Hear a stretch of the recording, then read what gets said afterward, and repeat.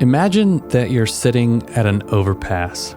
You and a friend or significant other are admiring the beauty of a mountain ridge and a beautiful, vast starscape.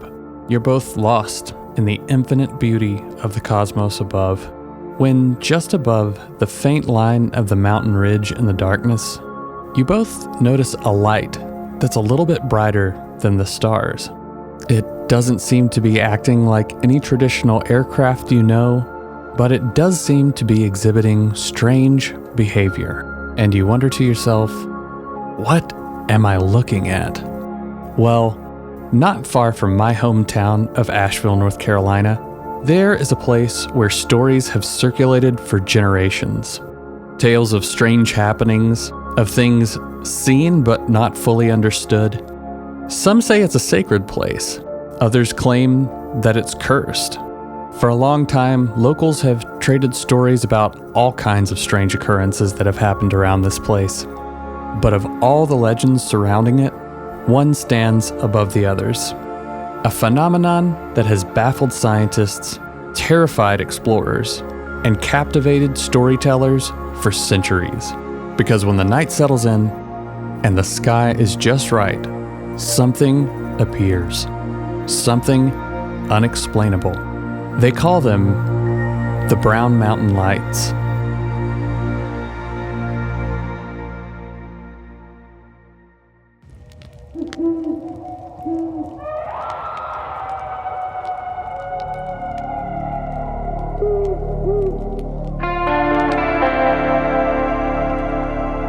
The Appalachian Mountains are some of the oldest in the world, and we just happen to live in them. One thing we can tell you, there are ghosts in the mountains.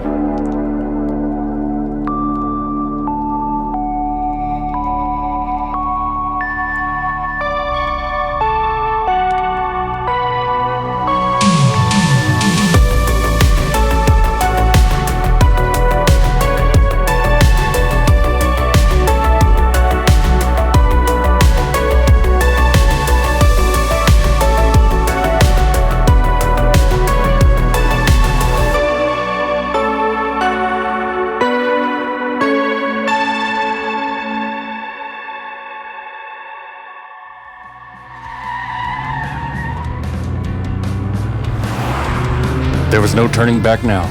The road was eating itself alive in the high beams. The dark mountains were looming like an ancient deity, waiting for their blood sacrifice. I had the wheel in a death grip, knuckles white, boots pressing too hard on the gas. I told myself it was just the caffeine, but I knew better. We were moving at a violent clip, barreling towards the dark amethyst maw of the unknown, straight into the guts of something ancient, something that had been waiting for fools like us. Riding shotgun, or as fellow nerds call the Chewbacca position, was my legal advisor, Austin Burgess. Or at least he should be my legal advisor, because my lead foot was hurling us both towards something idiotic. Thumbing through his notes furiously, maps strewn across the dashboard like the deranged workings of a man trying to decipher some ancient equation. Tracing ley lines and back roads, muttering theories about forgotten civilizations and electromagnetic anomalies. We had 2 cans of Red Bull, a roll of gas station sushi, and an issue of Fate magazine with the Bigfoot centerfold. Things were looking grim, and we were on our way to meet one of 2 things: a folk hero or potentially a folk devil. A figure shrouded in mystery, a man some referred to as the Good Doctor. The stories painted him as something between a mystic and a madman, a wizard from the sprouting days of Fortean pontification, a keeper of the tomes of esoteric knowledge, a man whispered about in bars and backwoods circles, but never seen in the daylight. They said he knew the secrets of these hills, the origin of the lights, the whereabouts of the little people, the places the government doesn't put on the maps. And if we keep following this road, this enigma, a limerick from a time forgotten, is waiting for us somewhere in the shroud. And I still wasn't sure if Austin and I were the unsuspecting adventurers stepping timidly into a dungeon of horrors, and if this man was the dungeon master, pulling the strings behind the entire thing. As we barrel down the highway into this madness, I partake in a moment that would make the Macho Man proud as I snap into another Slim Jim and adjust my grip on the wheel. But the further we went, the more I had the sinking feeling that something else was leading us there. Something unseen, something potentially depraved, but eerily welcoming. Something that had been calling us long before we ever put the car in drive. And now, finally, we are coming home.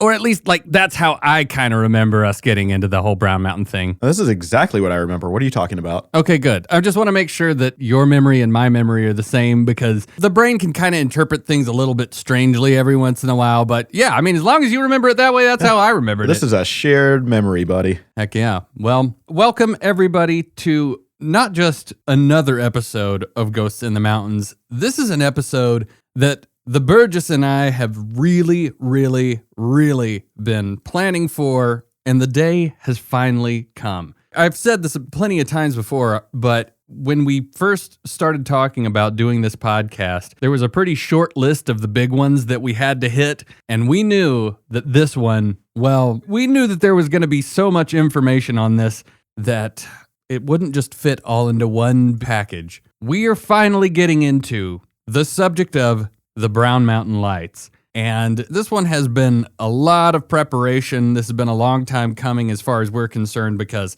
there's a lot of information. There's a long history of odd phenomena about this place in Brown Mountain and the surrounding areas. Austin, how are you feeling now that we've set ourselves up for this wild ride of pseudo-gonzo journalism to get into all this wild stuff? Oh man, I am feeling great tonight. Knock on wood. I think the sickness crud is behind me, and I am just, like you mentioned, excited to get into this topic that we have long been looking forward to. And it's really a topic that predates our discussion of the podcast and our interest. Like, we both independently investigated, researched this topic and area for years. So this is, like you said, quite a long time coming. Oh, yeah. I mean, how old were you when you first went to Brown Mountain?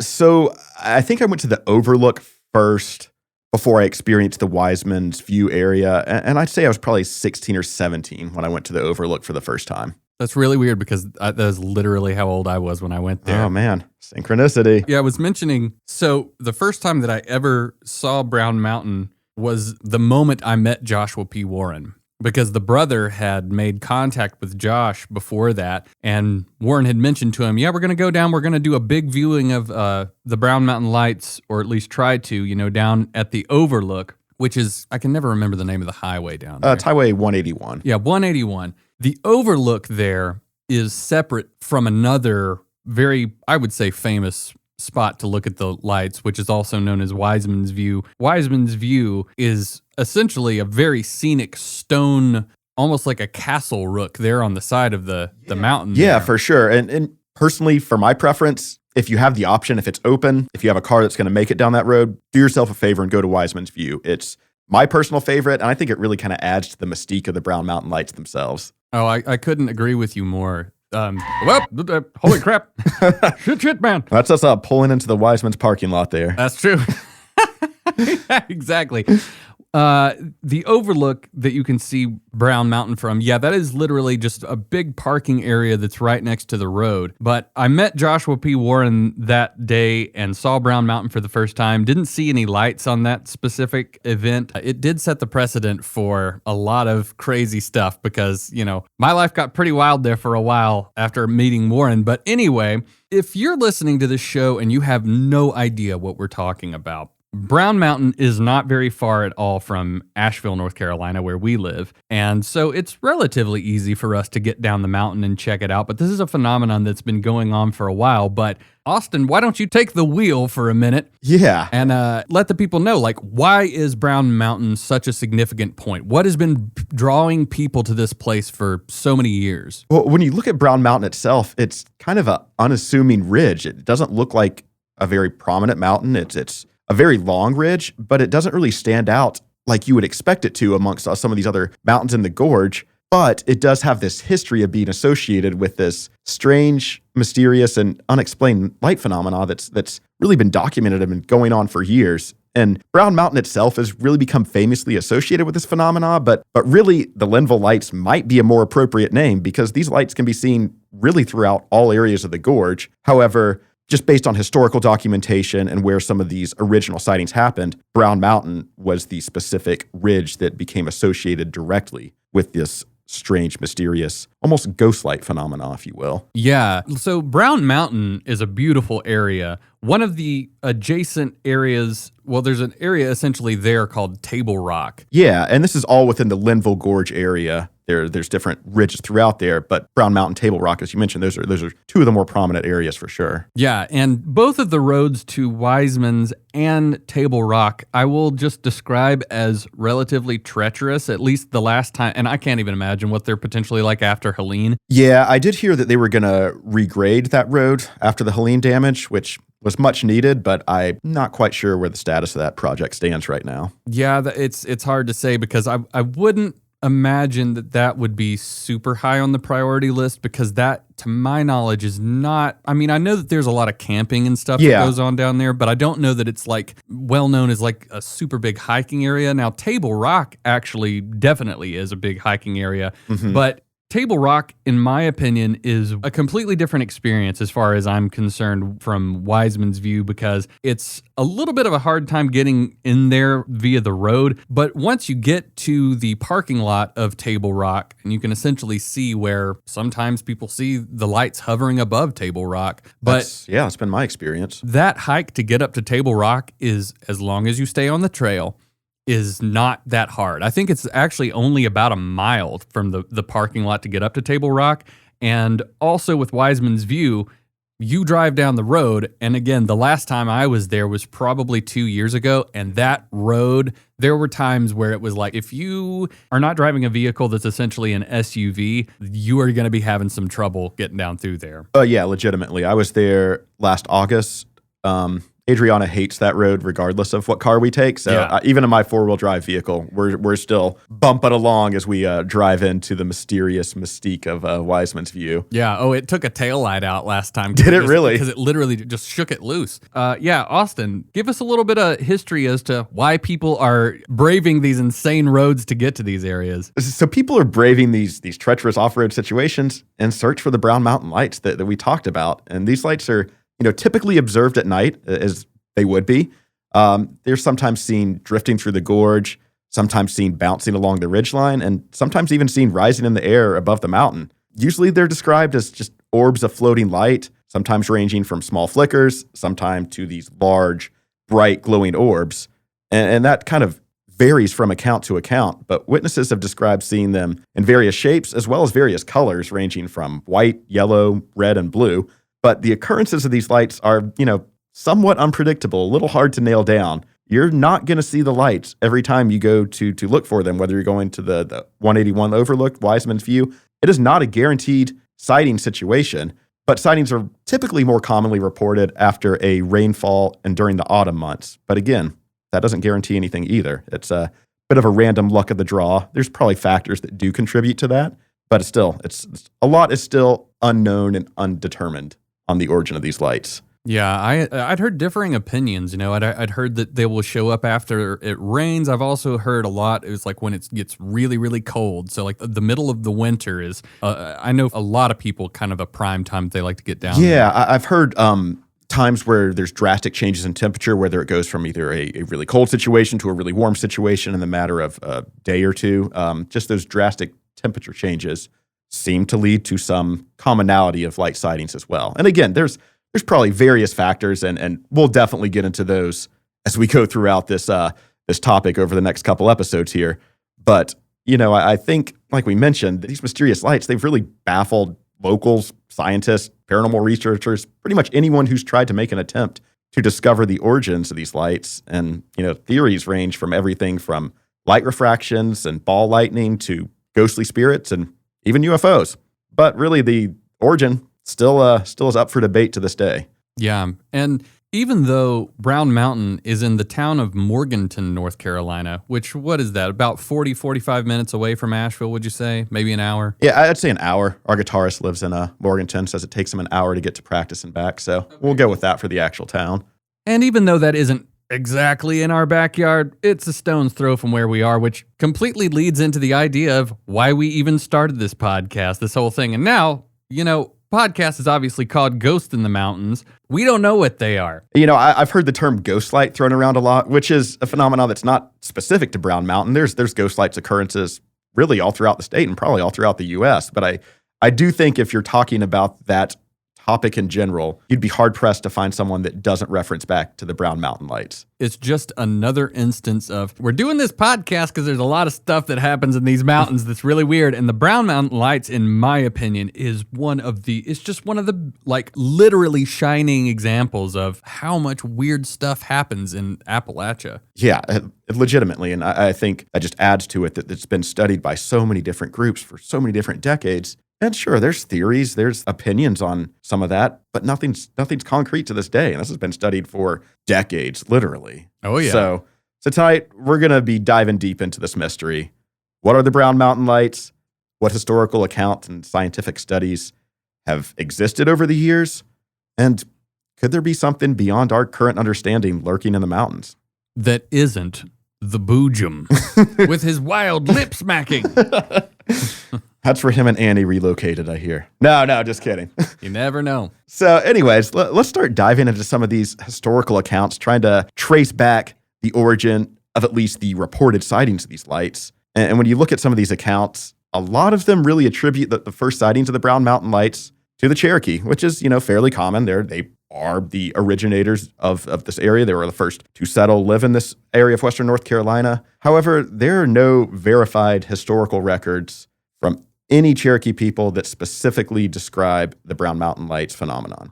So, given the strong oral traditions that exist within the Cherokee culture, it's definitely possible that stories of such sightings existed and were possibly lost over time while they were handed down orally. But it still kind of seems odd that such a prominent regional phenomenon would go undocumented, even in the Cherokee culture, since it's been such a well-known part of this area and presumably would have been a big part of their lore as well. Yeah, that is kind of bizarre. So there's other tellings of the Cherokee legend that kind of have different twists on it.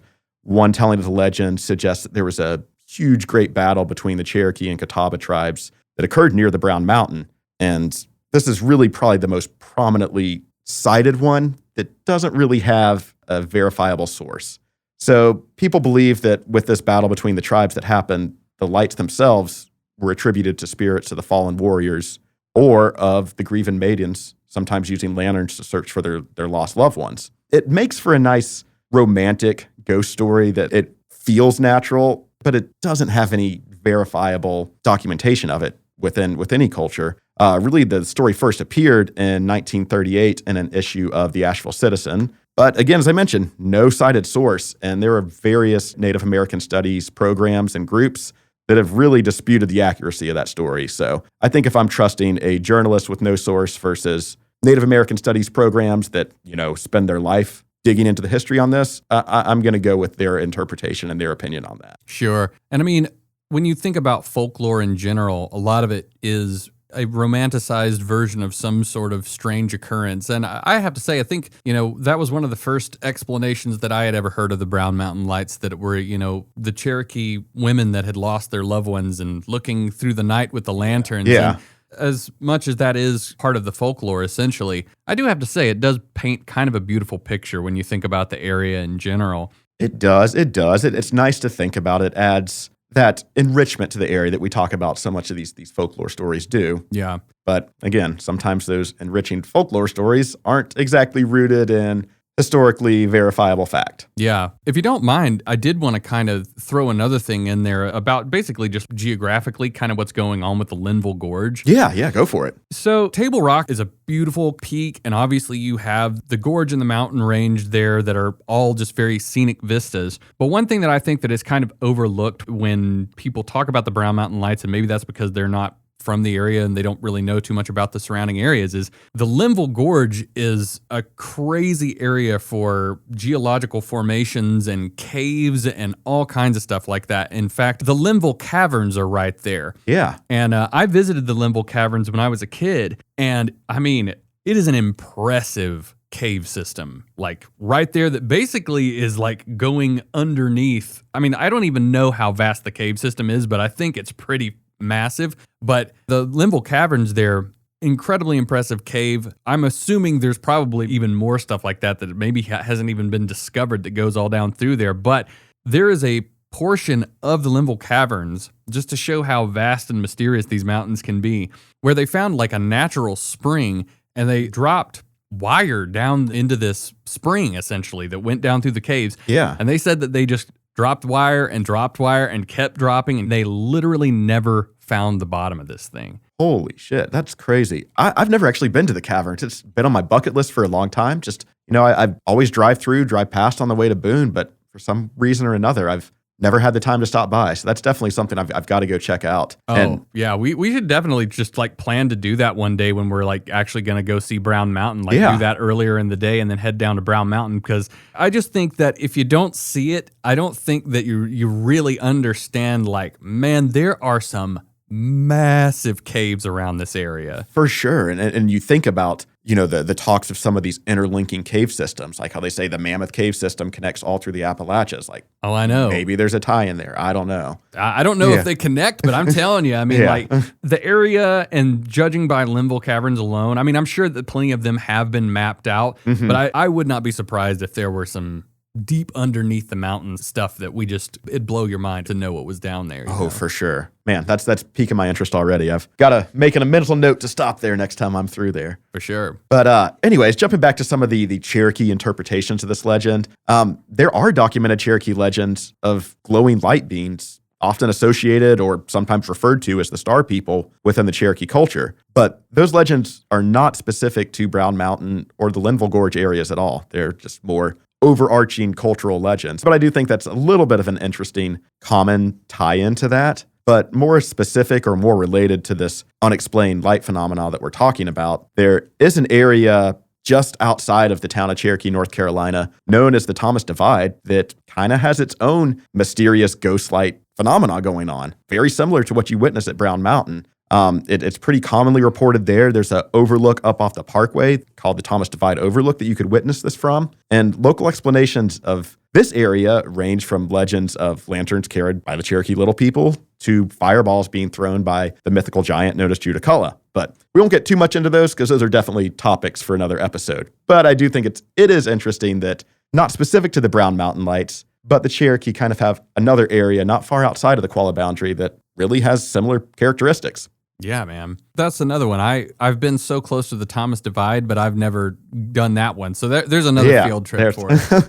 I actually went up there last time we were at the casino. And, I know. Yeah. I was too busy I was too busy with Micah, my brother from our last Reynolds Mansion episode. I was too busy with him doing psychical experiments at the casino to see if we could, and I'm not even actually kidding. We were literally trying to see if we could get some sort of psychic impression, because I'm just going to touch on this because this is probably go for it, man. For another episode, but I actually did have a bit of a strange psychic phenomenon in a casino in Lake Tahoe where I just had a feeling and I trusted that feeling, and it ended up paying off for me. So that is what we were testing out.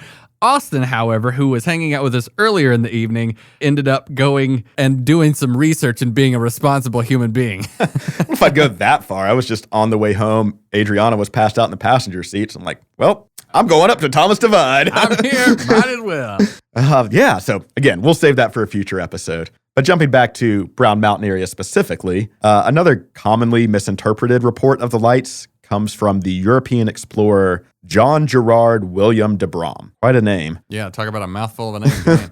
We'll just call him de Brom from here out. It's a little easier. But anyways, when he was surveying the southern district of North America in 1771, he reported describing seeing almost an unexplained light or vapor phenomena that many people have attributed to the Brown Mountain lights.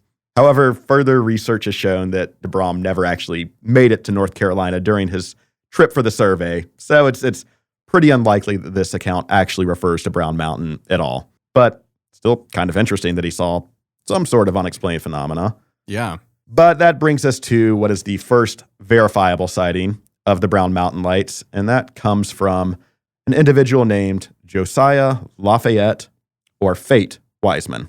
He went by Fate, so we'll just call him Fate. And this sighting supposedly happened in 1854. When he was a young boy, Fate camped with his father on the west rim of the Linville Gorge in an area that's known today as Wiseman's View. There you go. See, I had no idea about the origin of why it was called Wiseman's View. I didn't realize that they actually have a infographic sign kind of posted out when you're walking into Wiseman's View that explains the whole story of fate. Yeah, but you know how I am with reading. Yeah, whatever. I just choose not to.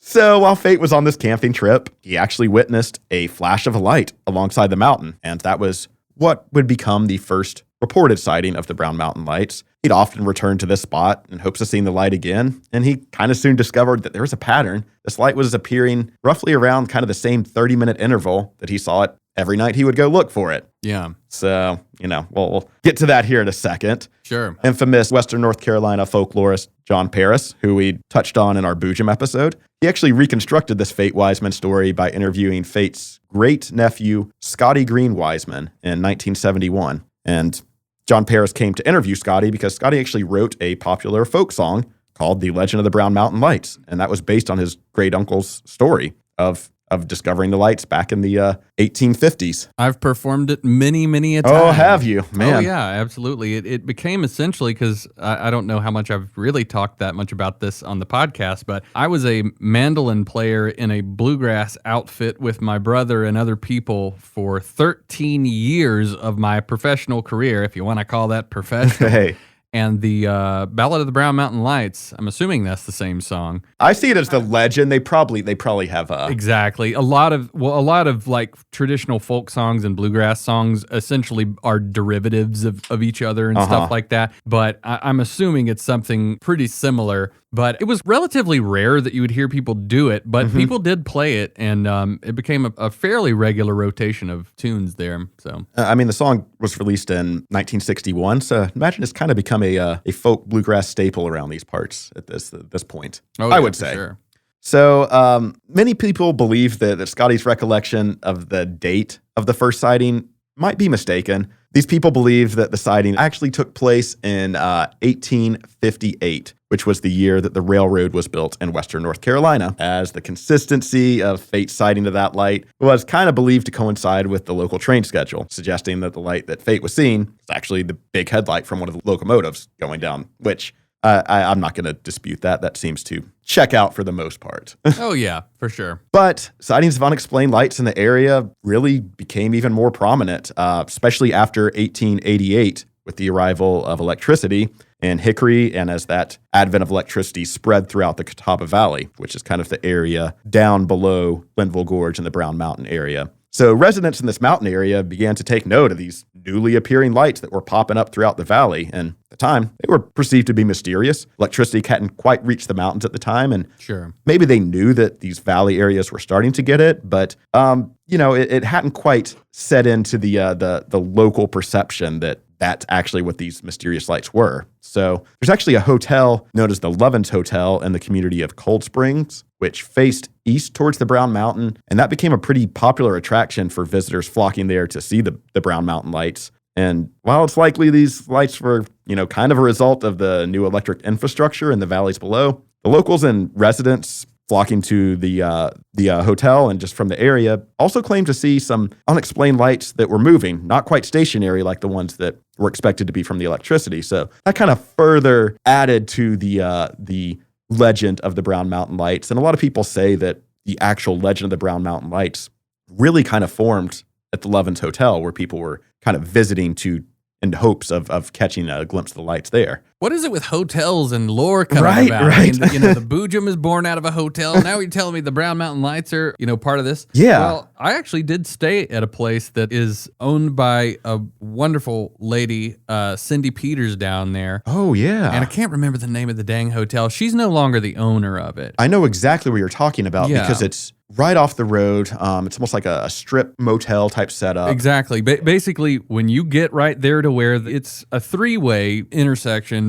but it's essentially right there where they would have the Brown Mountain Lights Festival, where you take the right up through that little area in Linville, and then you're essentially going on to Wiseman's. Yeah. You just drive straight through that little intersection of town there, and then the hotel is over on your right. Maybe this would be a story for another time, but she told me that there was a pretty massive haunting in that hotel as well, just to add to the strangeness of Linville. I don't know if we've really ever talked about I don't know if I've heard that aspect. I know that she, I've never met her myself, but just through some interviews I'd read, I think she kept a guest book that was specific to people traveling to her hotel or staying at the hotel that were there to investigate the lights or looking for the lights. She has this documented record book going back decades of people that have stayed there. And detailing their experiences, which is a pretty cool piece of history. Oh, absolutely. I mean, Cindy Peters and her husband, they were curators of this hotel for a very long time. I mean, for probably 20 years or probably more than that. And, I saw her just like 2 years ago, actually. And we talked all about that stuff. I mean, she experienced all kinds of stuff there. There's a story later on that is going to be told by, a wild man. And, he talks about an occurrence he had at a hotel. And I was sitting there listening to him talk about this, going, was he staying at this frickin' hotel that... In my mind, I know he didn't describe it specifically, but in my mind, that was the hotel he was staying at. That's the picture my mind just naturally drew. That's exactly what I was thinking. I mean, it's no secret. It's in the title of the show. We were so lucky as to be able to have the very enigmatic Dr. Alan Greenfield on this episode. And just going to let you know, this first part is going to be Austin and I kind of getting into the history stuff, but you are in for a treat because Dr. Greenfield was gracious enough to tell us everything about his experience with this. And just to set it up a little tiny bit, Dr. Greenfield was researching Brown Mountain in the 60s and palling around with, Jim Moseley and people like this. Tim Beckley, these old school ufologists that were like wrapped up in some of this West Virginia Mothman type cases. So he's a very prominent ufologist in the history of the topic. Yeah, and he's such a character, but the guy has some knowledge. I mean, if you're unfamiliar with Dr. Greenfield, he wrote a pretty hit book, The Secret Cipher of the Ufonauts, and he's featured, spoilers, for Hell Your Caesar 1. He's season 1, Caesar 1. It's a salad and a show. He's featured in this show, and he's just a rogue entity in the world of ufology, but he doesn't stop with UFOs. I mean, he has a vested interest in Brown Mountain lights, ghostly phenomenon, which I was unaware that he was into that same stuff. Here. And then also, he's just like part and parcel talking about the phenomenon of the Cherokee Little People and how he has actually investigated this stuff. And he goes into a good amount on the second part of the show tonight. So please stay tuned. You will not be disappointed. Yeah. If you haven't heard an interview with Dr. Greenfield, you're in for a treat. I think you will see that Dr. Greenfield is very much a kindred spirit to Caleb and I, and that'll be pretty obvious once you start listening to the episode.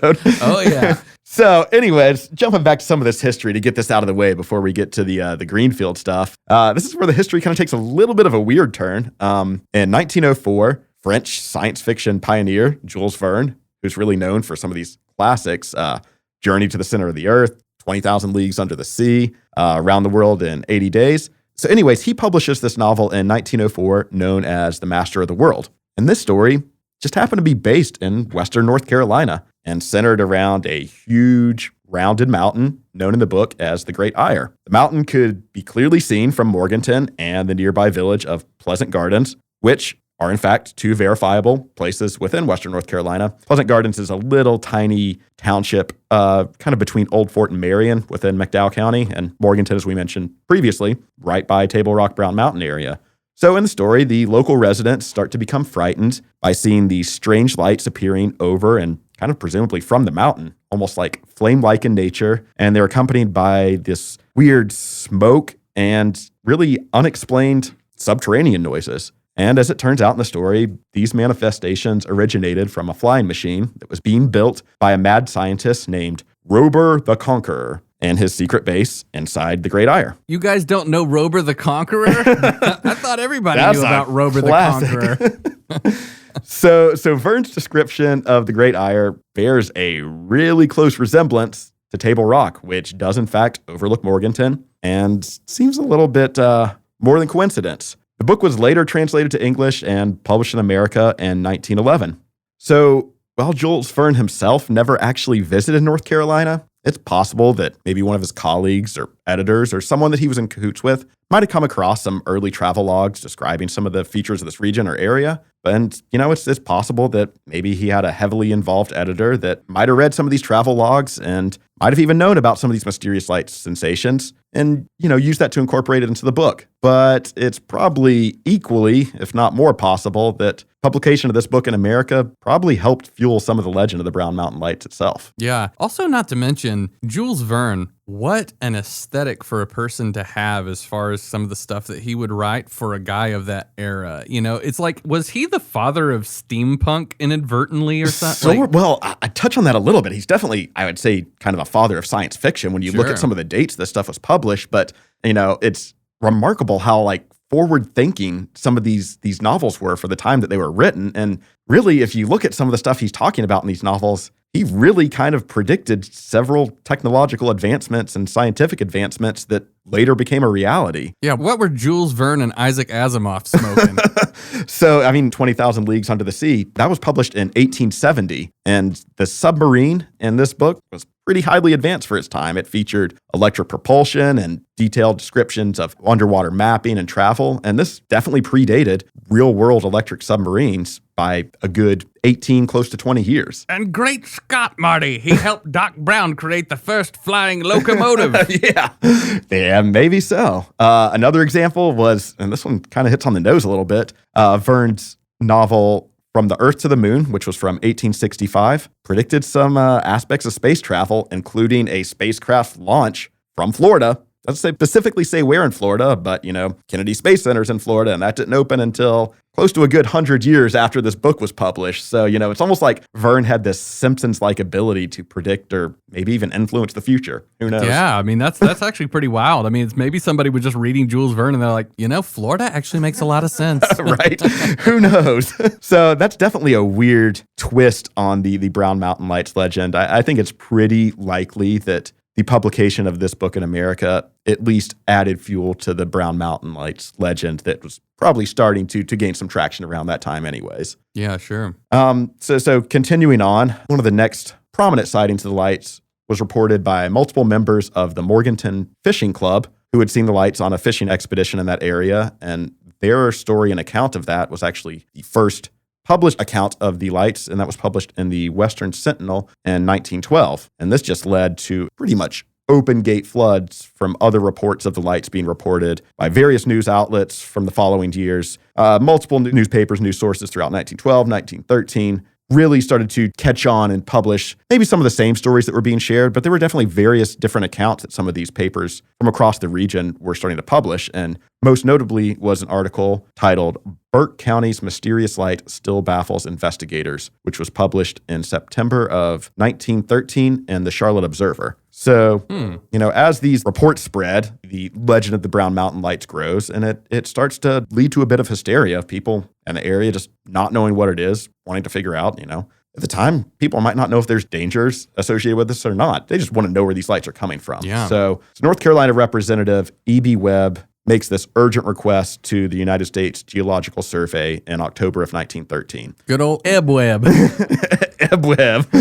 So he asked for an investigator to be sent to determine the origin of these lights because it's freaking out his constituents. So D.B. Sterrett was tasked with observing the lights and determining their origin. After an investigation that lasted several days, Sterrett concluded that the lights were nothing more than locomotive headlights visible from a high vantage point. You keep hearing that it's just locomotives, ATVs, planes, but I don't know, man. Yeah, I don't think the residents were completely satisfied with that explanation, but hey, that was the professional. That's who they sent in. They didn't really have much ground to stand or argue on that until 1916, when the Great Flood comes through. And this is a notorious event that brought a mass level of destruction to Western North Carolina. And really, up until recently with Hurricane Helene, this flood was known as the most destructive event in the area. Yeah, it was the first Great Flood, and we just had the second. Yeah, no joke. So the Catawba River that's between Morganton and Salisbury reached more than 25 feet above flood level, and most of the railroads and highway bridges that were basically seen from these Brown Mountain vantage points were all washed away. There was a temporary halt in rail traffic, which included these locomotives with powerful headlights that the lights were attributed to. But with this halt in the railroads, people still continued to see these mysterious lights coming through. So that really led the public to have some severe doubt for Sterrett's original conclusion. Jumping back to our boy Fate Wiseman here, he was among the many who claimed to see the mysterious lights immediately after the Great Flood. So therefore kind of brushing aside the explanation that was a locomotive. And again, going back to the Lovin Hotel, guests continued to flock to the Lovin Hotel to continue to see these reports and sightings of the Brown Mountain Lights, even after the flood of 1916 basically took out the rail line there. So I think the area, the citizens were in need of a little bit better or more sound explanation for them to be satisfied that was actually what was going on. Yeah, and just for context, I mean, it was basically Helene and the floodwaters. They rose not a substantial amount, but I think quite a few inches higher than the flood waters got in 1916. So Helene to this day is actually still the most damaging disaster as far as we've had flood-wise around here. Yeah, for sure. So if you were around that area or around this area during that time, you probably have a good idea of not quite the extent of damage, but similar to what was experienced during this flood of 1916, just to see the amount of how devastated this area probably was. And recovery efforts back in 1916 probably weren't as swift or advanced as we've seen now. And not saying that it's been, speedy by any means, but probably even slower back in the day. Yeah. I guess back then there was just probably less civilization for it to completely destroy, True. Good point. So with residents kind of, looking for a better explanation there, we get another investigation, this time from the United States Weather Bureau, and Dr. W.J. Humphreys was tasked with investigating the area, although he decided he could perform his investigation remotely. He decided he didn't actually need to come visit the area. He's the anti-you, Austin. You're like, I'll drive 4 hours out of the way just to get a book. This guy's like, I'm going to do my investigation from my house, before there's even electricity. I got this covered, y'all. So he performed this investigation in 1919 and attributed the Brown Mountain Lights to brush lightning. Oh, yeah, dude, totes. Yeah, rare atmospheric occurrence that he compared to St. Elmo's fire and the Andes light. So, man, I wish we were syndicated and had radio broadcasting, because I would have busted into the St. Elmo's fire 80s song. It's programmed. It always pops up when you read that word. I don't know what it is. That is like the most heinously triumphant song I've ever heard in my life. But the phenomenon on its own is actually quite fascinating. That's something that I think in modern times, the biggest area that you typically see that is like on the windshield of planes. Yeah. And, I think that I could see where someone might draw that conclusion, especially if they weren't going to actually see the lights themselves. They could just write that off. Oh, yeah, I read about a phenomenon that sounds similar. So, and it does manifest on the tops of trees. Mm-hmm. Yeah. I mean, it's not impossible that people have seen that phenomenon in the area, but the reports of what people have typically described as the Brown Mountain Lights, they do not line up with what is typically observed when St. Elmo's fire is taking place. Yeah, exactly. So by 1922, these local residents are pretty much growing increasingly concerned. They've gotten to what they consider BS explanations of the origin of these lights. So they're dissatisfied with what's been provided by the government, and at the request of local residents, North Carolina Senators Simmons and Overman again urged the United States Geological Survey to conduct a more thorough investigation to appease their constituents. This time, George Mansfield was assigned to lead the investigation and was given as much time as he needed to conduct a thorough study. Mansfield spent 2 weeks investigating the lights from various locations, including the Lovins Hotel, Ginger Cake Mountain, Blowing Rock, and Brown Mountain itself. At the conclusion of his report, Mansfield stated that the Brown Mountain Lights are clearly not of unusual nature or origin. He went on to attribute about 47% of the lights to automobile headlights, 33% to locomotive headlights, 10% to stationary lights, and 10% to brush fires. So yeah, there's a lot of, it's like, you just go up there on a Thursday and the mountain's on fire. Yeah. And again, I'm sure he determined these percentages based off things that he was witnessing. And well, of the things that I saw, 10% of that was definitely a brush fire. But that's a pretty big generalization to put that into the macro, the big scale, and assume that is what everything is. So as you can imagine, it's good to know that the skeptic community was alive and thriving back then. Right? Well, it's like this stuff is almost like proto Project Blue Book in a way. It's like something weird's happening. People are freaked out. Send in some scientists to give them some explanation to calm everyone down. Yeah. They believed that a lot of these conclusions had already been debunked, specifically the locomotive one. It was basically the first explanation they were given. It was pretty much disproved within 3 years once that flood came through. So as you can imagine, the sightings of the Brown Mountain Lights continued to persist after the Mansfield investigations, and the legend of the Brown Mountain Lights really started to evolve from there. Early explanations of the lights kind of took the form of these traditional ghost stories that we're so associated and used to with on this podcast here. These stories kind of range from revolutionary or Civil War soldiers searching for missing loved ones, which, kind of ties back into that Cherokee tale. I think that's a common trope you see across a lot of these ghost stories, specifically in areas that there was a documented war, revolutionary, civil, or what. It's an easy tie-in to attribute that to fallen soldiers. So Sure, I think that's one of the more common ones that people kind of ran with on the ghost story side of it. I think one of the other prominent ones, a little bit on the spookier side, is a tale of a family that lived in the area involving a deranged husband who murdered his wife and his young child, basically leaving their spirits to wander the mountain, attributing the lights to ghost spirits, essentially. Yeah. So, I had not heard that one. Yeah, that's one of the darker ones. I think there's a lot that kind of borrow subject material from each other, and a lot of this is oral tradition, pick and choose pieces from one story, what's going to make the best campfire tale. And, Sure. And that's where a lot of this kind of led from. So I think for decades, the stories of the lights were really primarily tied to ghost spirits. But, some of that starts to change and evolve over time, specifically after 1947, when America was kind of swept with a bit of the UFO craze following events like Kenneth Arnold reporting seeing a flying saucer, or the infamous crash in Roswell. When the flaps start flapping. Exactly. So by the 1960s, people began linking the Brown Mountain Lights to the UFO phenomenon itself, which is pretty interesting tie-in. I think it makes sense, specifically when you do talk about seeing these lights rise over the mountaintop, literally floating in the sky. I mean, that is basically the exact definition of an unidentified flying object. Well, and I think it's easy for people that maybe have a predisposition towards having an interest in UFOs to look at something like the Brown Mountain Lights and kind of equate their movement to things that they have seen. Because a lot of the time when people report seeing things in the sky that are unidentified or what they would constitute as being a UFO, sometimes it's just a bright light that hovers right there in the sky. Yeah. You have tons of stories where it sat there for a while, it moved with the stars, and then it zipped off at a hyper speed. But that's one of the things that they report about the Brown Mountain Lights. I have never personally, and if I have, I just don't recall any stories of somebody saying that they zipped off like a UFO like that. No, at least at like those hypersonic speeds. I haven't seen reports of that. They do kind of almost float, bounce, glide would be a better description. I've seen what I think is the Brown Mountain Lights before in a situation where they behaved similarly to what we described. I need to do a little bit of cross-referencing to verify before I'm ready to share the video. But once that's verified, I'd be happy to share these videos that I've got across our socials and platform for everyone else to see as well. Yeah, and just on that train of thought, I will say I have definitely been at Wiseman's View and seen illuminations.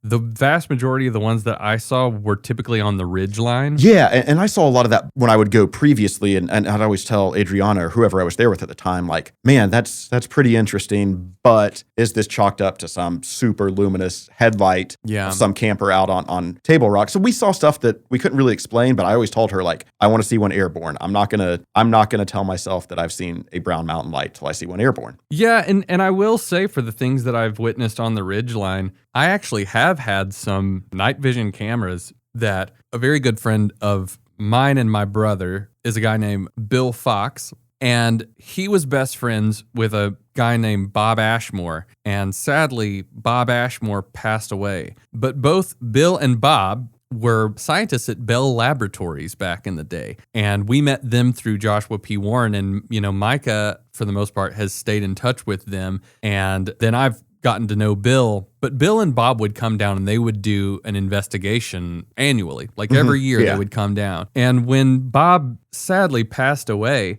Bill kept the tradition going. And the last time that I was down at Brown Mountain, he was able to bring some night vision equipment that belonged to Bob on loan from Bob's wife. And when I was witnessing some illuminations that were on the ridge line, I will say something that's kind of interesting. As I was looking at these through the night vision goggles, The weird thing about the illuminations is that they did seem to originate on the tops of the tree line.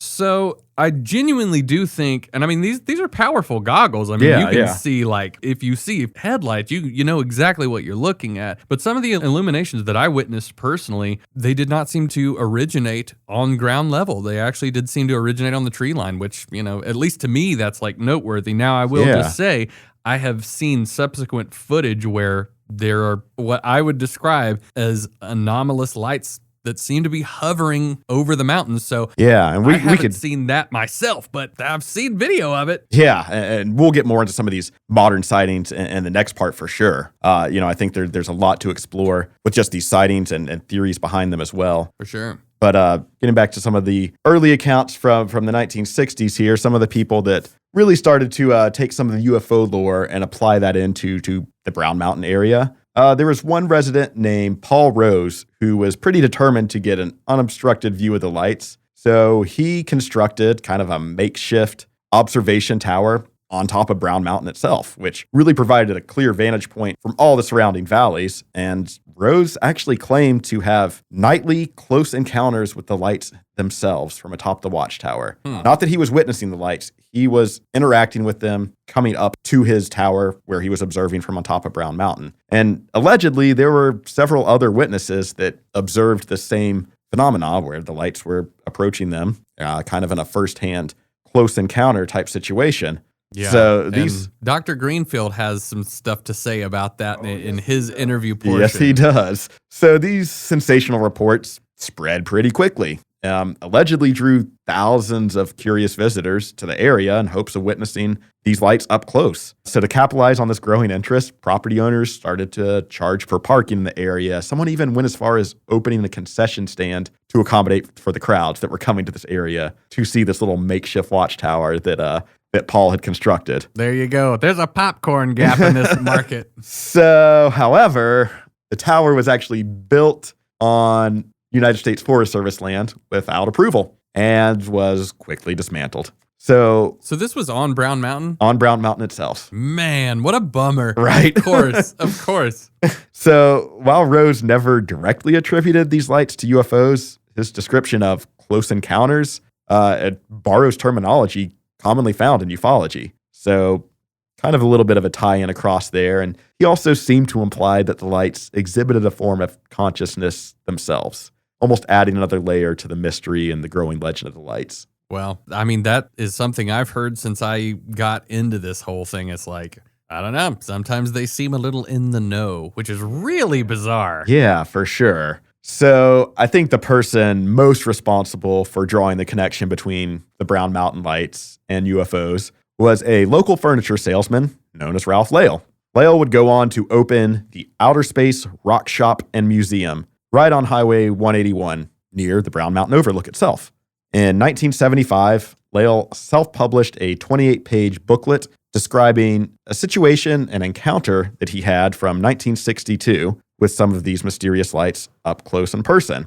And it went on to detail a bit of a strange story that involved a trip to space. So according to this booklet, he not only observed the lights, but also made direct contact with them as they guided him inside what was basically what he described as a crystal-filled cave inside of Brown Mountain itself. Lale says that the lights told him that they were from the planet Venus and that the human race originated on what is now a destroyed planet known as Pewam. And they gave him a little bit of an ominous forewarning that Earth and the human race there is really headed towards destroying the Earth as well if they continue to go about their ways, which kind of another common theme you see a lot across all these early contactee stories. Sure. Lale claims that he was then whisked off to outer space from inside the hidden base within Brown Mountain. As one is. Yeah, and once they reached Venus, which is the home planet of the lights allegedly, Lale was then greeted by skimpily dressed extraterrestrial beings who claimed to be the original residents of the planet Pewam. Man, Lale's a pretty lucky dude. Yeah, man, like talk about a pretty sensational experience he had.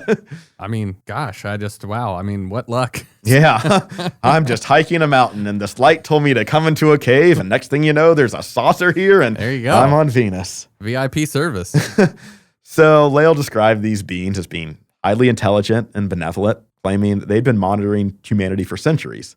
His account details their futuristic technology, their telepathic communication, and as we mentioned before, warnings about Earth's future, which really aligns with a lot of those UFO contactee narratives from the mid-20th century. But upon returning to Earth, Lael claims that the light beings encouraged him to take a mummified alien body from inside the mountain back to his shop as proof to others of his adventures. And they also had a vested interest in local capitalism. Right? So, the authenticity of this mummy's been pretty hotly contested, and no one was able to actually locate the mummy after Lael died and his rock shop was bulldozed. So no one was ever to get a, real close look at this thing to see what it was.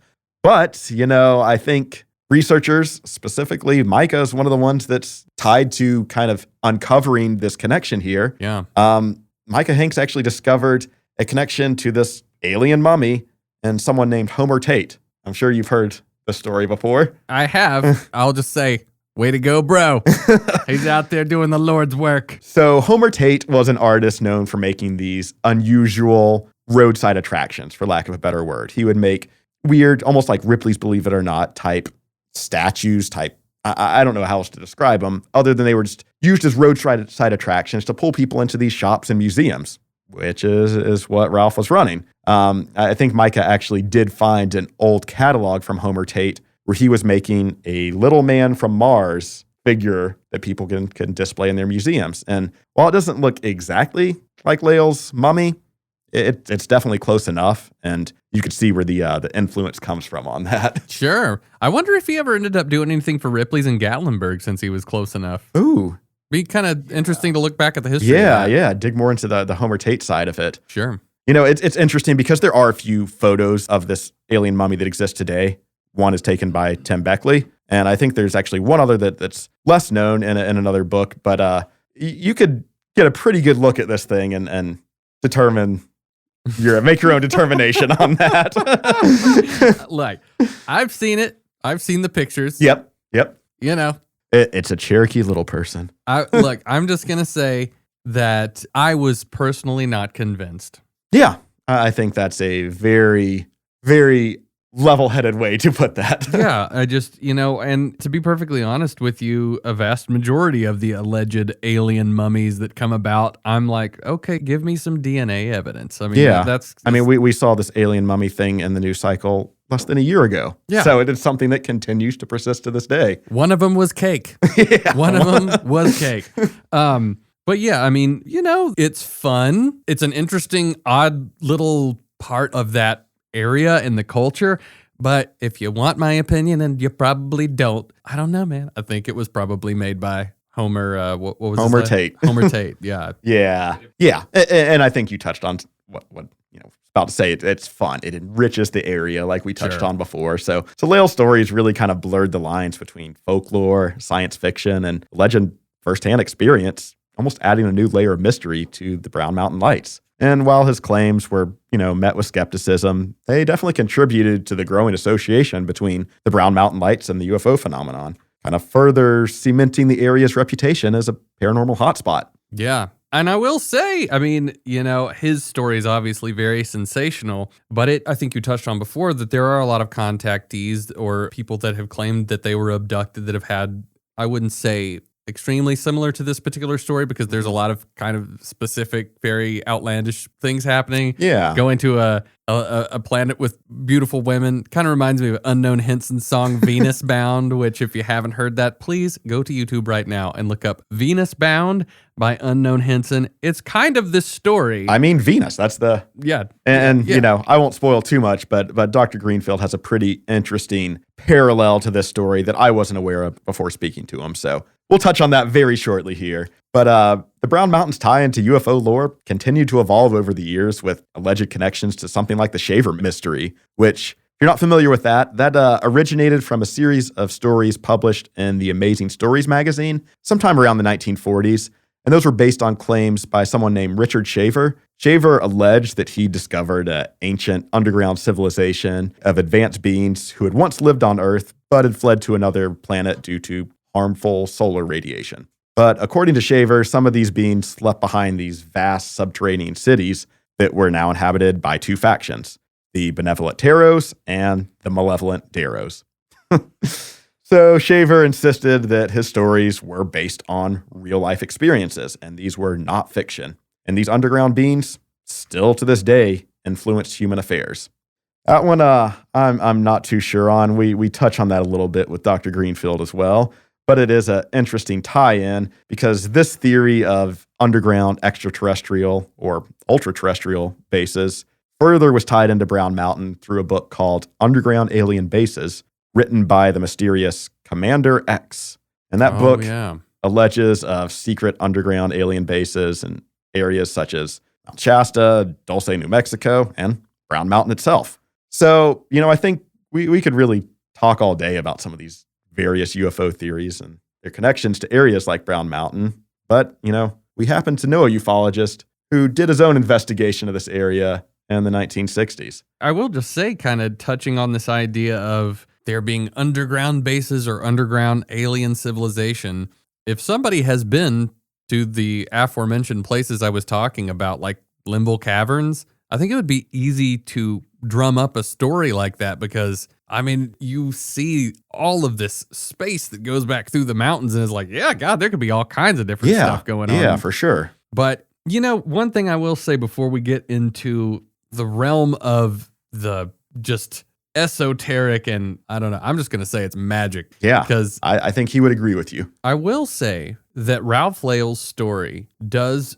remind me of a story that I tend to actually kind of believe, and that is one of Travis Walton. Yes. Ooh, I never thought of that comparison. Because here's this idea of, now, Ralph Lael's story is quite a bit different, but, I've met Travis Walton. I've sat there and spoke with the guy. I didn't realize that. I've got a picture of me, him, Nick Pope, James Fox, Jason McClellan, the bro is there, and my buddy Dale Hendrickson, who is an artist from The Simpsons. We're all sitting there at the UFO Congress in Tempe, Arizona in, I think, 2013. And I talked with Travis a little bit. I didn't really speak with him one-on-one about his experience, but Travis Walton has a very compelling story about what he experienced. And if you want to look at a contactee story, and look, the guy could be completely lying. But I do think there were witnesses that almost corroborated him. That's one of the reasons. That's one of the reasons that I tend to believe it, because there were other people there with him that were part of that logging crew that literally witnessed him levitating in the air in a craft, picking him up. He was missing for multiple days. And then the stuff that he essentially reports experiencing while being on the craft. It's crazy. It's I don't want to say crazy. I think it's just really wild, the things that he talks about. Yeah. And I never drew that parallel, but I totally see the connection between Lael's tale and Travis Walton's experience. The time difference between those things, Lael, that would have had to have been... I believe he said that account happened in, go back here, I want to say 1962. Yeah. And so the Travis Walton thing didn't happen till the 70s, if I'm not mistaken. Yeah, not too far off there, but it was enough time difference for it to be pretty significant. But I wouldn't be surprised if enough contactee stuff had happened throughout the world at that point to where that kind of tale was kind of making its way through there. And that's potentially where Lael came up with the idea. Valid, yeah. But Austin, before we get into the incredible interview with Dr. Alan Greenfield, was there anything else that you wanted to touch on with the history stuff? No, I think that pretty much wraps us up to this point in history. Obviously, there's still a lot more to cover on the Brown Mountain that happens after this. We've got a part 2 coming next week. But for the sake of this episode, we're going to leave it here and touch on a little bit more of the esoteric UFO side of the Brown Mountain Lights. As always, man, you just are destroying it with the research and the history portion of it. Every single time we sit down, I'm learning stuff. I don't ever pride myself as a historian on any of this stuff, but I think I understand like a general amount on the history of a vast majority, the things that we cover in the show, until we sit down and do it. And then you're just like blowing my mind with all of the just intensely rich history and wild stuff that goes on with it. But And I'm not saying that I'm a wealth of knowledge on any of this. I'm learning new stuff every week as I'm doing this research. So it's a learning experience for everyone. well, I think that that's like part of the journey of what we're trying to do with this podcast is we're taking things that we have peripherally understood over the years, and then we're trying our best to do a historical deep dive, break down that stuff, try to tie in as much history and equate that with the claims that have been made with the paranormal occurrences, and then also do a deconstruction of the folklore. But this time around, this is our second interview that we've ever had here on the program, and I did not realize how in line with the things that you and I are interested in Dr. Greenfield would be. And I was honestly kind of blown away by just, it's like anything we throw at him. Not only does he know about it, he has actively investigated these things on multiple occasions since the frickin' 60s when he was like a teenager. Yeah, exactly. And we touched on that. It's just so cool to see his tie-in to these prominent ufology characters that you've seen associated with the West Virginia Mothman cases, and really that have been prominent figures in establishing the kind of community of ufology itself in the 60s and beyond. I also tremendously respect Dr. Greenfield because he is a rogue in the field of ufology. Oh, for sure. This dude kind of doesn't take any shit from anybody. He's the punk rock ufologist, quite literally, as you'll find out. Yeah, exactly. And, that was another kindred bond that we had with him, because a lot of the bands that we kind of got into in our punk phases, he was at their shows back in the day. So we'll let Dr. Greenfield tell you all about that. But I will say, Dr. Greenfield was so gracious with his time that we ended up talking with him for 2 hours, almost 2 hours, where we talked about not just the Brown Mountain Lights, but a lot of different stuff. I mean, he's sharing stories of, the use of the cipher that he speaks about, the secret cipher, the euphonauts, and all kinds of different stuff. As I kind of set up a little bit in a, I guess hyperbolic is kind of a good way to put it, version of this gonzo journalism skit at the beginning of it, I really feel like in a lot of ways what I was depicting there about him is true, because he is almost a wizard. He's like all kinds of different crazy things, and he knows so much about different subjects, but he's completely willing to allow himself to walk in both worlds. He'll go into the paranormal world, he'll go into the scientific world, and is incredibly knowledgeable about both. So I just really love his style because he does not limit himself to, because I entertain ideas that are not potentially accepted by popular science and blah, blah, blah, I'm going to get, poo-pooed on for having these opinions. He doesn't care. Exactly. And I think for a situation, a topic, a phenomenon like this that has been studied, investigated, researched from a scientific perspective for over 100 years and still hasn't been able to come up with a scientific explanation, sometimes you have to look outside the rules of science. And I think that's exactly what Dr. Greenfield does. Yeah, exactly. We've said this so many times on the show, and this is my opinion, but I think to be truly scientific about the way you are approaching the investigation of paranormal happenings, you truly do have to be open to things outside of what our natural understanding of science would be. And I think Dr. Greenfield is a perfect example of somebody that risks whatever people may think of him to go for it, to actually dive into this stuff and do it. And my opinion of him so far, I've only had one conversation with him, but I am just incredibly impressed. He's an incredibly sweet, gracious person who dedicated, 2 hours of his time to be able to tell us about this stuff. So I'm incredibly appreciative to Dr. Greenfield for his donation of his time to this program. And I think you guys are really, really going to enjoy the discussion because he's just a fascinating individual. Oh, for sure. So with that, it seems like the perfect time to welcome our guest, the infamous Dr. Alan Greenfield.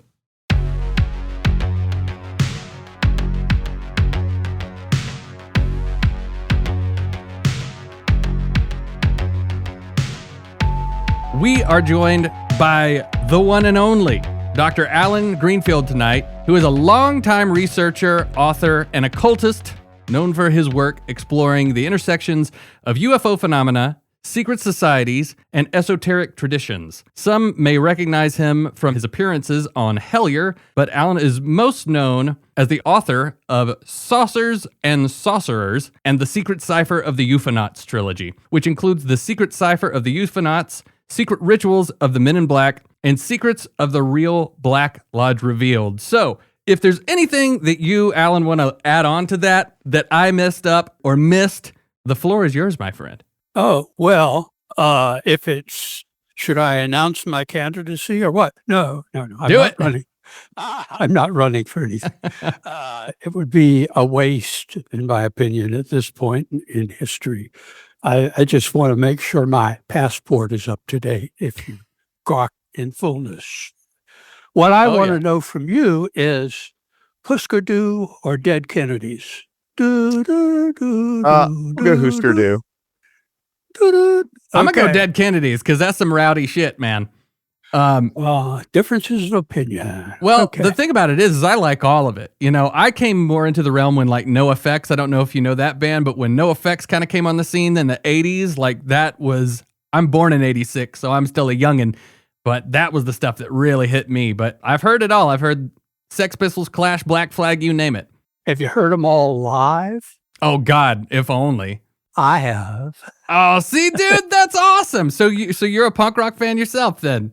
I was anything that caused mischief in society.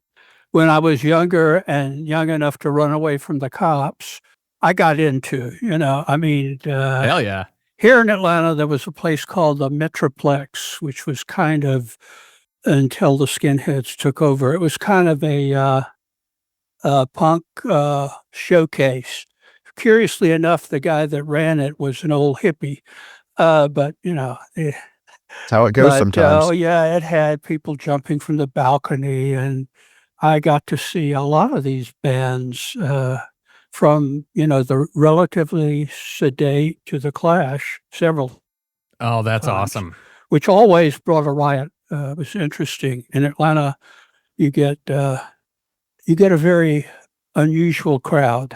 Oh, no doubt. Well, the Clash was just a good band. They did the punk rock thing very well, very early on, but the band just became more and more melodic as it went on. And man, like they got some tunes. So essentially we have brought you here, and we hope that this is kind of a unique subject that maybe not a lot of people bring up to you. Maybe I'm completely kidding myself by saying this, but we have had a long time vested interest in the phenomenon of the Brown Mountain Lights. We are very close to there. We're right up the road from you, man. We're over in Asheville, North Carolina. I'm sure you've probably been through there a couple of times. Are you still underwater from what I hear? I mean, close enough. Yeah, there's the destruction's still a very prevalent thing right now, but we are okay. Did the Grove Park Inn survive? The Grove Park Inn did survive. We frequent the GPI because it's just such a beautiful, awesome location. And so far, they haven't gotten pissed off at us for doing a Pink Lady episode about them. But yeah, we wanted to talk to you about the Brown Mountain phenomenon because you were probably one of the first people to, I think, like legitimately go there and actually like try to put some research into this thing. So if you don't mind, I'm just going to go ahead and start firing some questions at you about the old Brown Mountain stuff. Okay. I'm trying to remember the name of the town that we used as a headquarters because we investigated when original witnesses were still around. I think they're probably all gone because they were not young people at that time, from Ralph Lale to a guy named Rose who had close encounters with the lights, very close encounters, actually. Yeah. It wasn't Morganton, was it? Yeah, it was Morganton. Okay. Bingo. There we go. Checks out. And I mean, I can tell you the story of my investigations there. I wasn't alone. The first time, Jesus, I was with a bunch of dead people. Well, they weren't dead then. That's all I can say. Well, First time was with Gene and then Geneva Steinberg, both of whom I am still in touch with. And Gene has an interesting podcast that I haven't done in years because Gene and I are something. right. But so we did an investigation, first starting with Lale. I mean, you couldn't miss that. If you went to the mistake, actually, official viewing site outside of Morganton, which is The overlook? yeah, that's not the best place to sit. You can't distinguish from the real lights to cars on the far side unless you have specialized equipment, which back then, this is like 1960s, we didn't. So we had to use our imagination, and we would go up to a much higher point, high enough to see the top of Grandfather Mountain, which I think is the oldest mountain in the Western Hemisphere, if not in the world, since the Great Smokies are actually the oldest chain of mountains in the world. That's why it's not anywhere near as big as the Andes or whatever, or the Himalayas, where, the hairy guys either The live. hairy man. Oh, yeah. Yeah. The woolly people. The guy I always call the abdominable snowman because I can't say abominable. Abominable. Well, I just did. But is he abominable? That's what I want to know. Is he? But anyway, so it was a very productive visit. What you see if you're going to the official viewing spot with the sign, and I don't know what's there now. They probably put in porta-johns too. I mean, I kind of hope so. It's a little bit of a walk out of there. try doing it in the depths of winter when the road is iced over, and on one side you have the mountain, on the other side you have an abyss. Especially going down, it's a special delight. Anyway, so we got as far as the Outer Space Rock Shop Museum, which I assume is long gone now. It was owned by Ralph Lale, about whom I will tell you more later. He was the contactee of the Brown Mountain Lights, and he told me some things that kind of helped shape my opinions about the whole phenomena, because he was just a good old country boy. In fact, later when a man in black visited me in my hotel room and began to, "Hi, my name is," whatever it was, he hoodooed me enough that I didn't ask the right questions. He did give me a business card, which disappeared. I mean, this is all within the space of a day. In fact, I can date this exactly. It was December 24th, Christmas Eve of 1968. And the reason I remember it is because that was the same day that the first group of astronauts, not the ones that landed, but before that circled the moon, and they came around reading from the first chapter of Genesis. So after our mountain experience, that particular occasion, I went to the late, great Timothy Green Beckley's room, and he was talking to his mother on the phone, explaining how in the warm states, as they'll say in New Jersey, it gets really cold.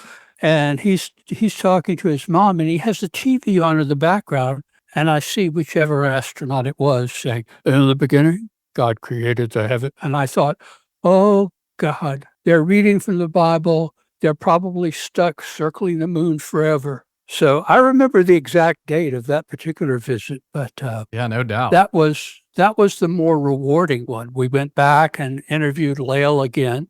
Actually, somewhere I think Gene Steinberg has a recording of, or at least back then he had a recording of Lael giving an interview describing his experience. Well, all contact type experiences are very similar, but there was something about his account that it gave me pause, and I couldn't quite put my finger on it. But I do have an interest, I wouldn't say in classical music, but in Wagnerian opera.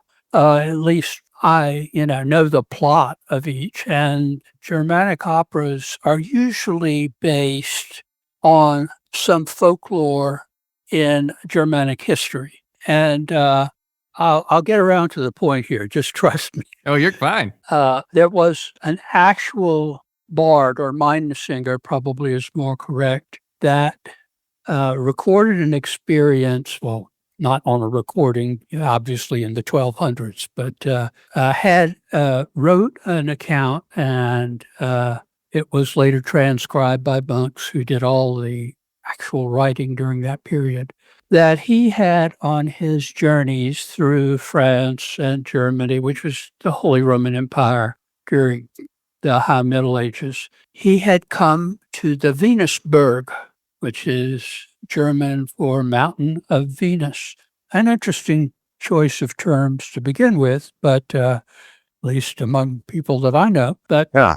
he apparently claimed that he entered the mountain, and there he met the goddess Venus, who was at the core of the mountain.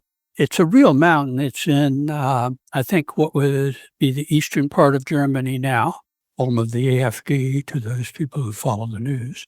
And when he came out, apparently it was after cavorting with Venus and a bunch of other naked fauns and satyrs and other denizens of otherwhere, of fairy, of Magonia. He came out, 20 years had passed. He felt very guilty. So he went to Rome and asked direct pardon from the Pope, which he got. That's the story. Of course, when in the late 19th century, when Wagner got a hold of it, he embroidered the story quite a bit. But let's go back 75 or so years later. I guess it wasn't even that long, 65 or so years later, to Ralph Lale, according to the man in black who was trashing him, moonshiner. According to my assessment, I don't know, and everybody was a moonshiner in his day, but in the mountains anyway, that was true from North Georgia, North Carolina, and it's just something that started, well, it didn't start in the Depression, but during Prohibition, it was a very common thing to do. It didn't make you, well, it made you technically a criminal, but it also was satisfying a public need that eventually Socially acceptable then. led to, well, it was, the law was repealed. However, moonshining in the South continued long after Prohibition and probably still going on. That white lightning. And I'm not going to sing the theme from Thunder Road, very popular with the teenagers of my generation. But Lale told his story, and he also had a little booklet for $1. Well, that isn't the original, but okay. No, Yeah. it's a copy, Yeah. Well, it wasn't copyrighted, so you're not stealing it. And I heard his story directly from him, and then I got the book. I think he gave me one, actually, since we were investigators, and I thought, this story sounds exactly like the medieval story of the Mindsinger or, troubadour, whichever country you were in, you had different terms. Sure. From the medieval period that Wagner adopted into one of his very long operas. And I'm pretty sure, I could be wrong, but I'm pretty sure this guy, I'm native Georgian, actually. So I think I know a country boy when I see one. Yeah. I can be fooled. There are country boys everywhere, but this was a good old boy who had a story and probably had never heard of a Mindsinger or a troubadour, and certainly not Wagner, So, and he's telling a story that is a, quote, space age, unquote, adaptation of the story of the Venusberg. He said, well, I could see the lights, so I went to Brown Mountain and I found the beings that live inside of it, and they whisked me away to the planet Venus, where everyone was naked due to the temperature, presumably, and they were refugees from the destroyed planet Piwam, which, by the way, a friend of mine and I, it's a running gag. If we find somebody who's really out there, we say, it must be one of the refugees from Piwam. Yeah. I love how that inside joke has continued to this day.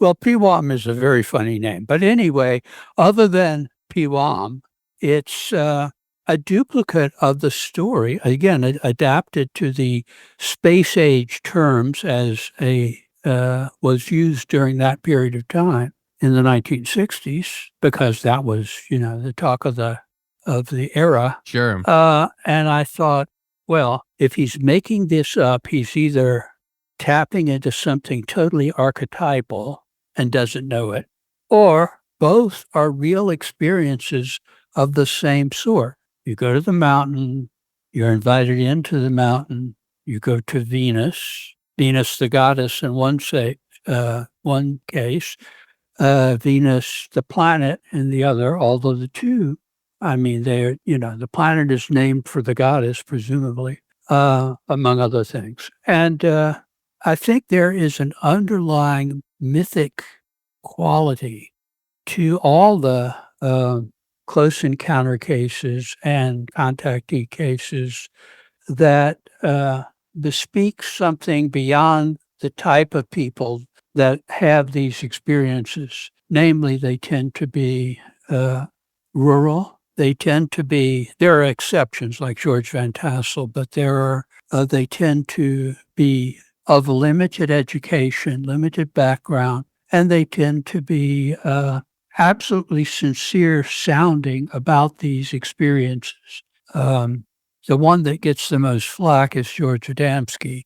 And I think what happened with him, first of all, I have never met him, didn't like him, was told by my pal Jim Moseley that he was a notorious anti-Semite. And if you read the third volume of the Secret Cipher trilogy, I talk a lot about the fascist occultists, and Adamski made the grade there. Him and one of his witnesses, George Hunt Williamson, they were involved with the guy that founded the Silver Shirts. And also when he got put in jail after the United States entered World War II, he suddenly began to channel the space people, Are we talking about Pele here? Well, Pele, yeah.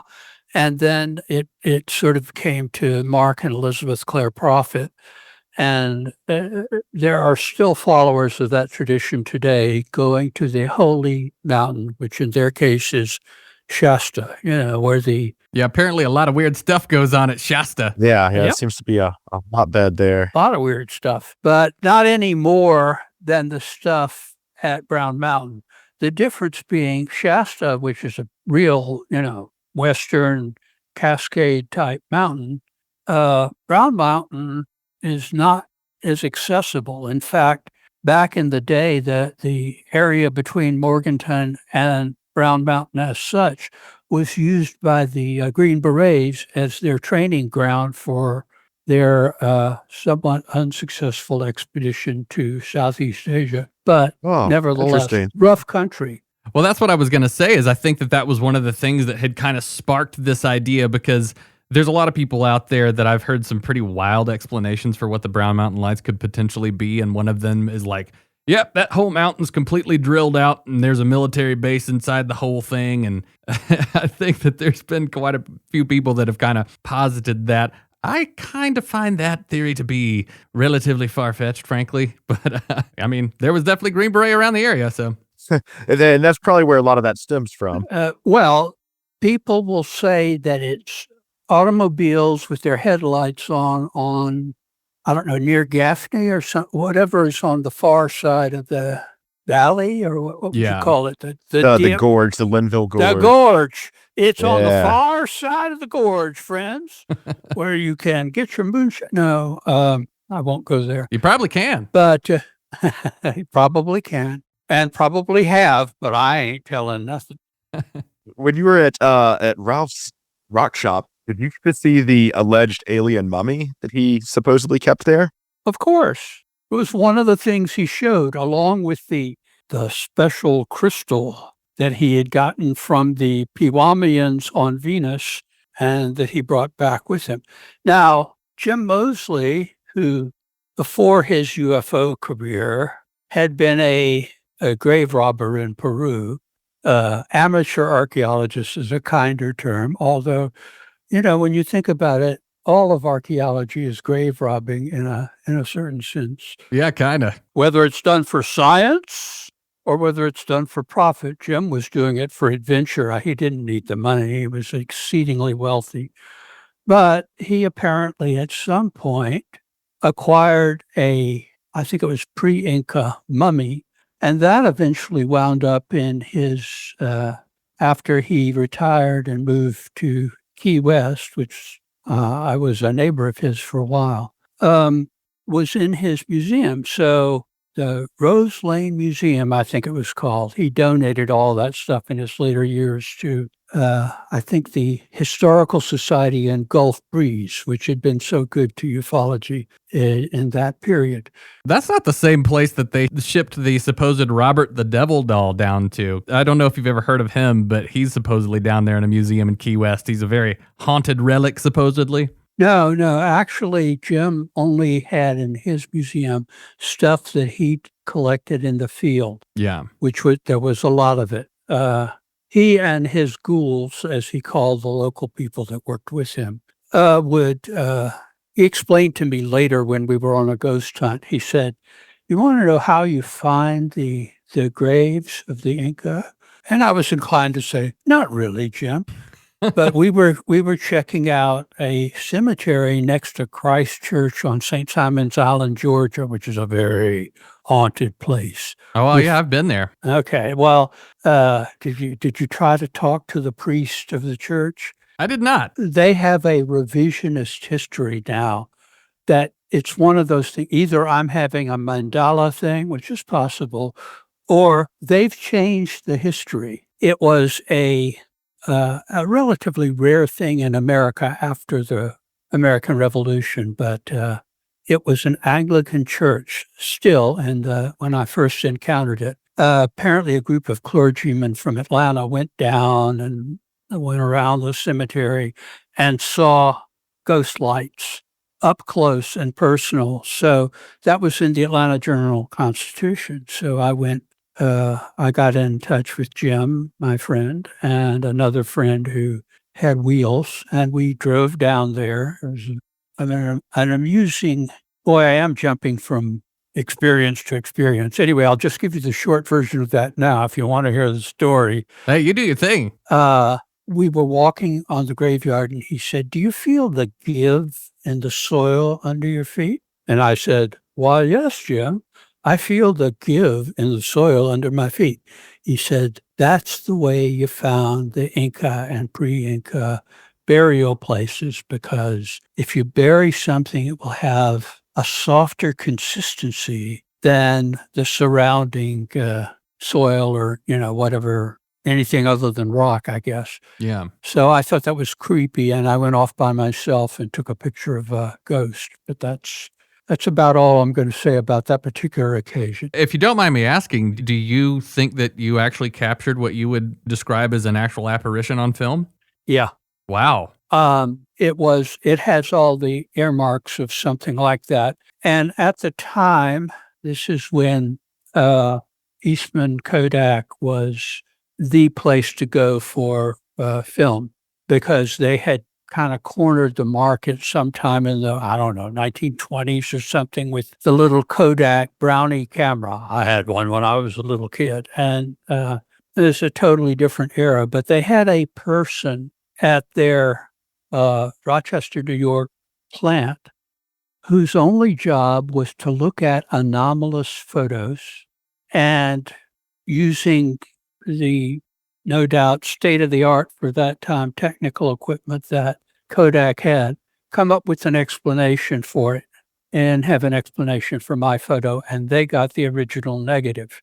So whatever it wasn't anything conventional, not moonlight bouncing off a tree. It was a Wednesday night, so the back of the church was lit up because they were having, I think, choir practice or something. Wasn't a reflection of the light from the church. I was alone because Jim and my friend Don had gone off to find a ghost somewhere else. They didn't.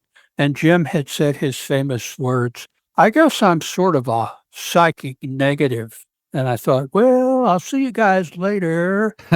But I'm here to actually find something, not just to wander around.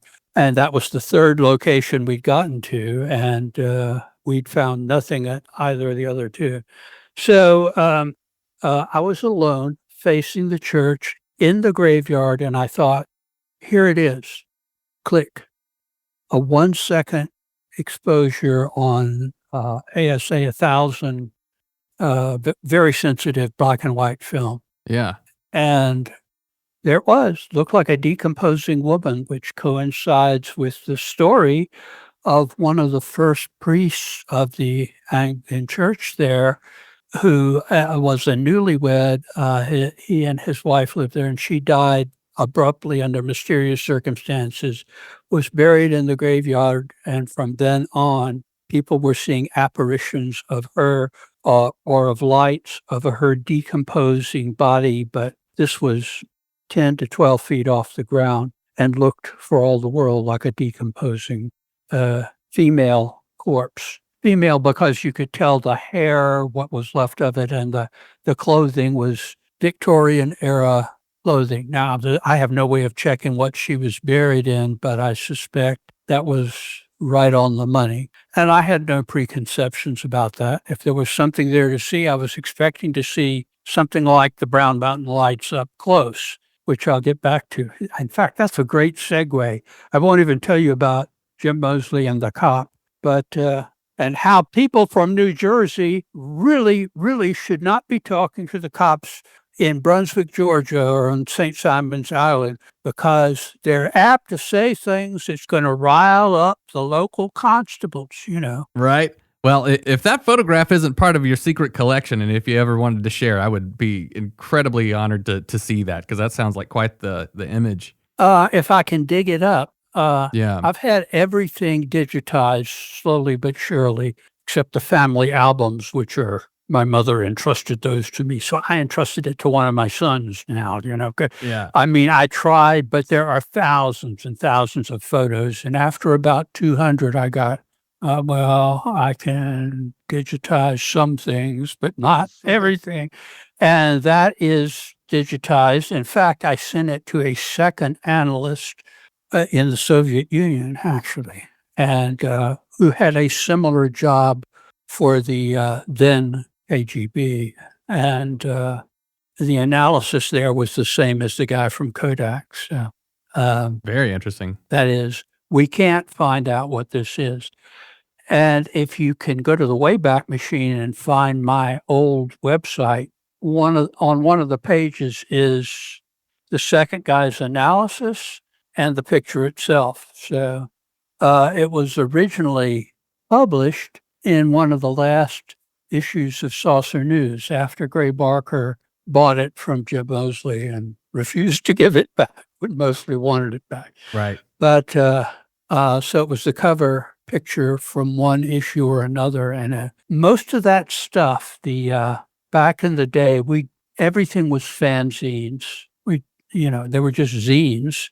So we would crank them out on a mimeograph or take them to a print shop and or even Spirit duplicated them, and we'd have a circulation of 20 to 200. I mean, it depended on the publication. Sure. But people have digitized a lot of these publications, and I keep having people on X, formerly Twitter, coming up, "Hey, Greenfield, do you remember this?" And they've got copies of things that I wrote when I was a teenager and not as well versed in the writing arts as I sort of think I am today and anything more recently. But, I did that, the zines up into the 90s, and then I figured, I can reach a couple hundred people this way. The anarchist newsletter that I was a part of reached a circulation of 1,000. Hey. And on the internet, I could reach hundreds of thousands of people with no effort whatsoever other than having a camera. There you go. And a mic and the will to do it. The essentials. In fact, you can probably talk to the cosmos. But speaking of which, so we're talking about your time over there at Brown Mountain and being able to witness Ralph Lale's alleged alien mummy. I've kind of got my opinion about what that potentially could be, but you got to see this thing firsthand. What was your take on the mummy? I went with Jim Moseley's take. He looked at it with Ralph looking on and saying, "Oh, that's one of the embalmed mummies from South America that I have in my collection." And Lale didn't have anything to say to that. Almost all contactees, which is why I think that in later days, when the close encounter cases got, let's say, more ordinary folks, not people looking to make headlines, John Keel coined the term silent contactees, by which he meant lots and lots of people have these experiences and don't tell people about it because of the negative feedback that they get from their neighbors and their employers and from the men in black and whatever, it was just so you never hear the stories. But the ones you do hear conform to the same general pattern that the first gen silent contactees, the first gen noisy contactees got. So calling them, close encounter cases, it was Dr. Hynek's idea of creating its scientific basis rather than its folkloric basis. Sure. And I think that probably the folkloric basis is closer to the truth. And that, in turn, is closer to some kind of ultimate truth. Appalachian folklore is very, very close to the lore that you have of UFOs, of little people, Tommy knockers, and so forth, and experiences like the Indrid Cold encounter of Woody Derenberger. Yeah, no doubt. To say nothing of his late daughter, and also, and most famously, of Mothman throughout Appalachia, going from eastern Kentucky to, interestingly enough, the borders of Virginia. Yeah. In other words, the peak area of Appalachian folklore of all sorts. For sure. Point Pleasant, all that. It's interesting that you mentioned the little people lore, because specifically the Cherokee little people is a topic that comes up repeatedly, not just on this podcast, but between Caleb and I in conversation. And I know that part of that interview in your book that mentions the Brown Mountain Lights also mentions an area in North Georgia kind of tied to the Cherokee little people. Would you say there's a connection between that legend and the Brown Mountain area as well? Well, when I heard that gentleman that was here for a while, I think he was a ringer for some militant group now, meaning some militia type outfit. He brought up in that interview the Yumwi Chumdi, and that immediately raised my antenna, because I had heard about that when I was in high school. They still taught in the South the Confederate version of history. I mean, when I tell people about this, and I'm probably of the last generation that remembers it, at the start of any of the state films, they played Dixie, not the Star Spangled Banner, with a Confederate flag waving. And the book was called This Is Your Georgia. It was a credit course that you had to take in the 8th grade by Bernice McCullough. And I acquired a copy of that far, far later, because she included local folklore about various things. And guess what showed up about the Cherokee before they were asked kindly to leave Georgia for the Carolinas and points westward? It was the story of why the Cherokee avoided Tallulah Gorge. I've been there as well. Because the Yumwi Chumdi, I've been there many times. Yeah. In fact, one of the times that I fell down and hit my head in the back, it was one of those interesting things. It was in the days before I always wore a helmet in a cave or a mountain or whatever. But I'm laying there because I fell backwards. And of course, the surface, as you know, there is granite, I guess, and it's slippery at the bottom, which people don't mention. So I was walking towards Tallulah Falls and did a 180, sort of like in a certain degree in the OTO. And so I'm laying there with my friends standing around, and I'm doing the thing, right hand works, left hand works, right foot works, left foot works, head works. I guess I'm okay. That's a treacherous place to get hurt, because if you're down in there, I mean, like, you are thousands of steps, like, vertically to get out of there. So that's pretty spooky. Yeah, the last time I was there was with some friends because we were looking for that cave that the Terry guy said was there. I never found it, but I saw a hollow on the far side. And anyway, I took my youngest son, Randall, with me, and it was a lot to climb down, let alone up for I guess he was 4 or 5 at the time. Yeah. So manfully, I decided to carry him down after we had spent the night in a tent. And I got about halfway down and I said, Randall, let's look at it from here. And I found a ledge about halfway down. That was as far as I was able to go because I thought I'll never be able to get him back to the top. Yeah.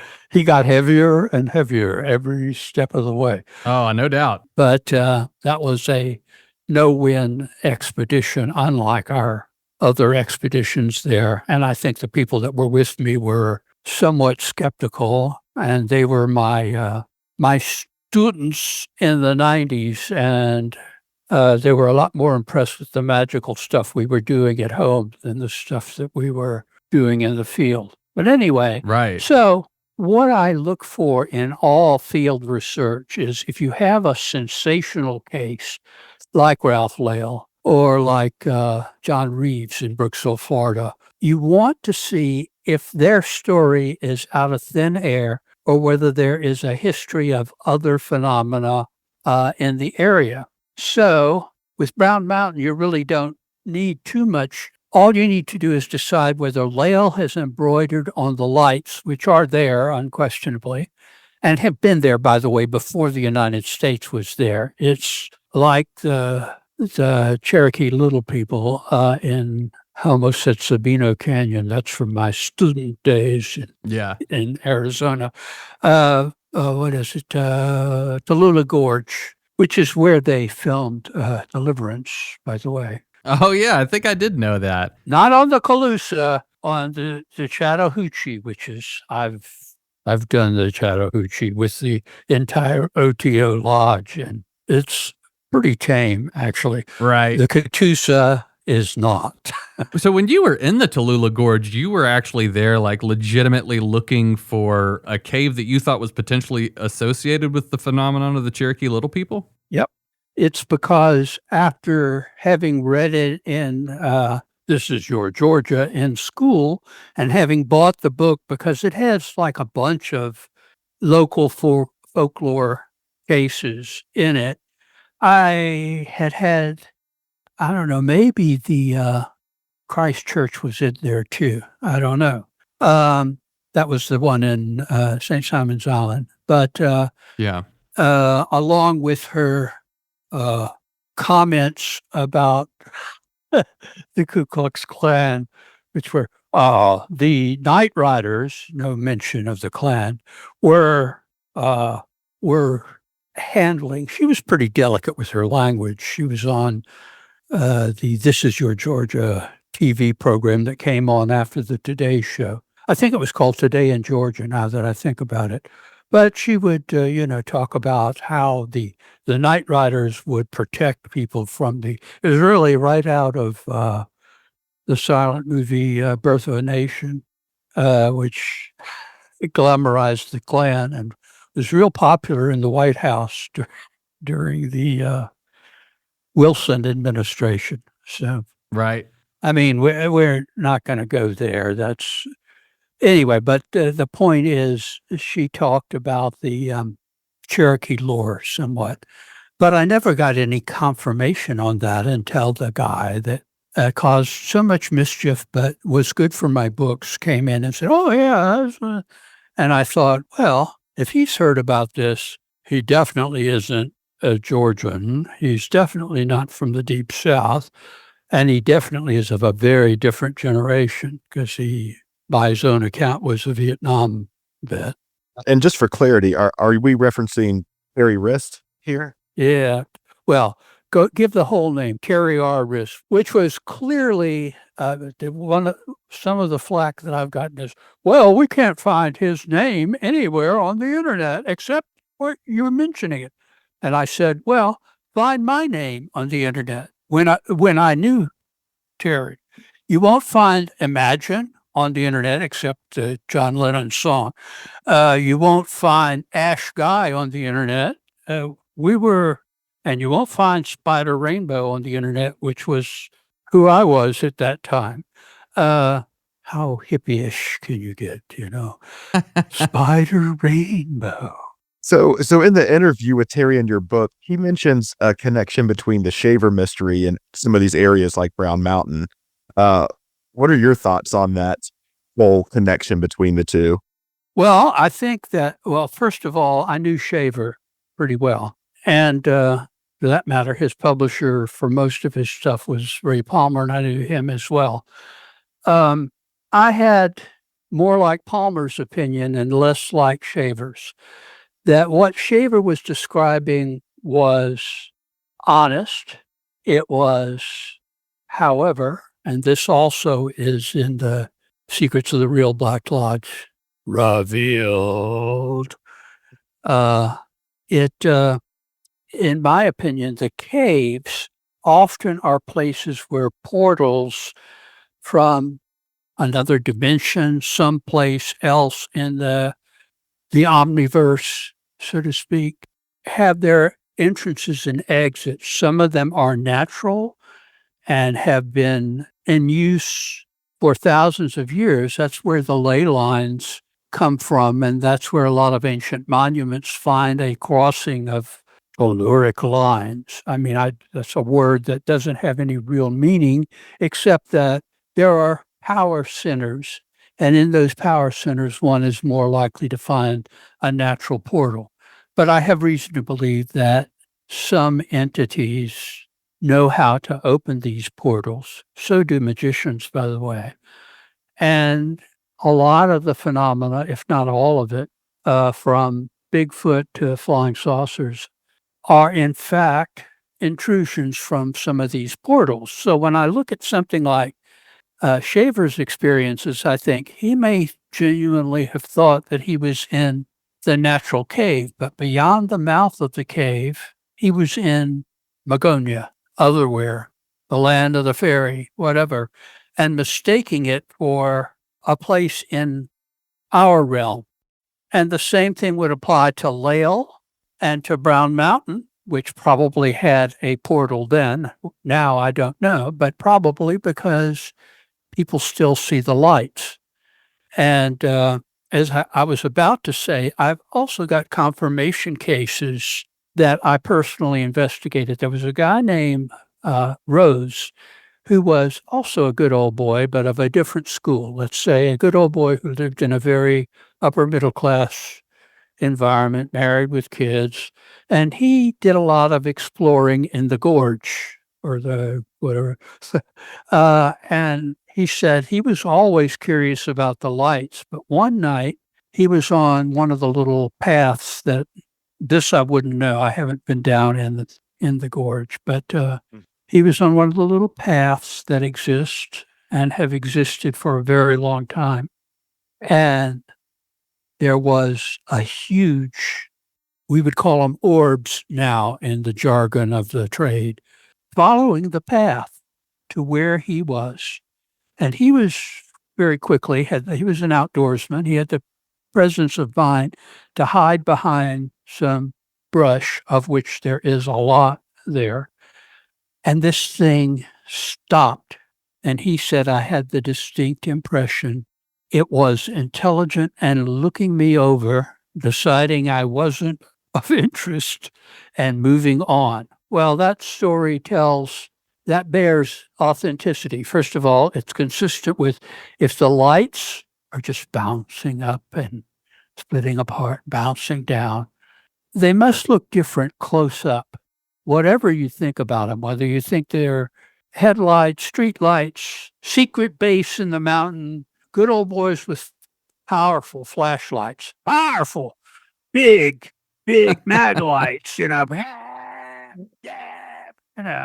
I mean, Bat signals. I don't know people like that, but yeah. That's because I go out hiking late at night and it's very dark out there Right. at night. Well, I mean, like, there's so many different people with so many different ideas and explanations in their own mind as to what the Brown Mountain Lights potentially can be. You previously had mentioned that you posit that these lights have probably been around for a very long time. If you'll bear with me for a second, your research into UFOs and also like the studies of people like Jacques Vallée, who have talked about interdimensional, all kinds of stuff, which is really interesting that in even like mainstream media and military presence anymore, you hear so many people starting to bring up this idea of things being interdimensional. And you've been talking about this for a really long time. But I wanted to kind of get your opinion on something that I've been looking into for quite a while. I started reading some of the work of Ray Kurzweil. He invented the Kurzweil keyboard. He invented one of the first inventions to allow blind people to be able to read private information. And he is also very well known as being the poster boy for this movement called the singularity, this kind of convergence between humans and technology. And I've kind of thrown around ideas in my own mind for a long time of like, ever since I started reading some of Kurzweil's stuff about, if we kind of look at the trajectory of technological progression, essentially since, if you want to give like a benchmark, like the Industrial Revolution, and then moving on towards now, that to me kind of signifies that when you had the internet kind of seemingly pop out of nowhere, and then AI, to a lot of people, it seemed like it just kind of popped out of nowhere, this artificial general intelligence or whatever we're calling ChatGPT and things of the like. If we kind of look at technology that's kind of on this progression, and if Kurzweil is actually correct with how he is projecting that technology is progressing, then he is projecting that we are on this exponential curve, and then it's essentially going to become greater than exponential. And then humans potentially somewhere down the line merge with technology. And to me, I mean, I kind of tend to agree with him that it would potentially go that way because we're already seeing some very vastly wild technological evolution ever since even the 80s. You had regular Nintendo and Atari that could barely play Pong, and now you have AI assistants that are talking to you on your phone. And what I'm getting at is, if you look at that trajectory, what if human beings or the evolution technologically post-singularity actually is part of the phenomenon that we are witnessing in some sort of temporal flux? Could this whole UFO thing, in your opinion, potentially be a more localized phenomenon than we think? Because again, you talked about the traditional extraterrestrial hypothesis of they're coming from way far over here. And this is just through my lens, but sometimes I think it almost makes a little bit more sense in some cases that it would be us, some sort of temporal thing. But sorry to go on a tirade. I just wanted to get your thoughts on that. Oh, my thoughts are that I have disappeared here, so bear with me. I'm back. Hello. To people listening to the audio version, I have a cheap camera, and I'd love it if somebody would send me something more high tech. And speaking of high tech, how's that for a segue back? There you go. I think there is some evidence for time being negotiable. At the quantum level, apparently they're able to, meaning quantum physicists, and I believe this is not just theoretical because I'm a little suspicious of when the math works, but you have no practical application whatsoever. And the math does work for many worlds interpret. And of course, if there are many worlds, time travel happens. The Norse gods are real because an infinite number of realities will produce literally anything. Yeah. Everything. It just doesn't resolve itself into boom, big bang, and all follows from that. Sure. But having said that, the notion of time travel really has some strong objections to it, because if, in fact, people ever become capable of going to the past, then the past is constantly changing. And whether any of us would remember the changes or not is a kind of a moot point.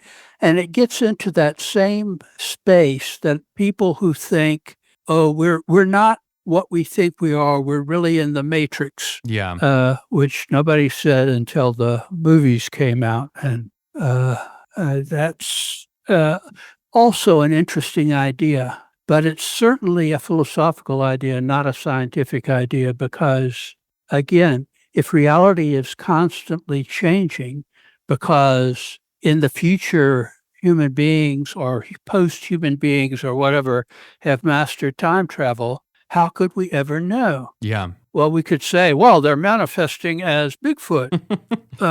Perhaps, but I think that there is more good science and also more good folkloric common sense in saying all these things seem to exist. Sometimes a bear is mistaken for Bigfoot, but sometimes it's Bigfoot.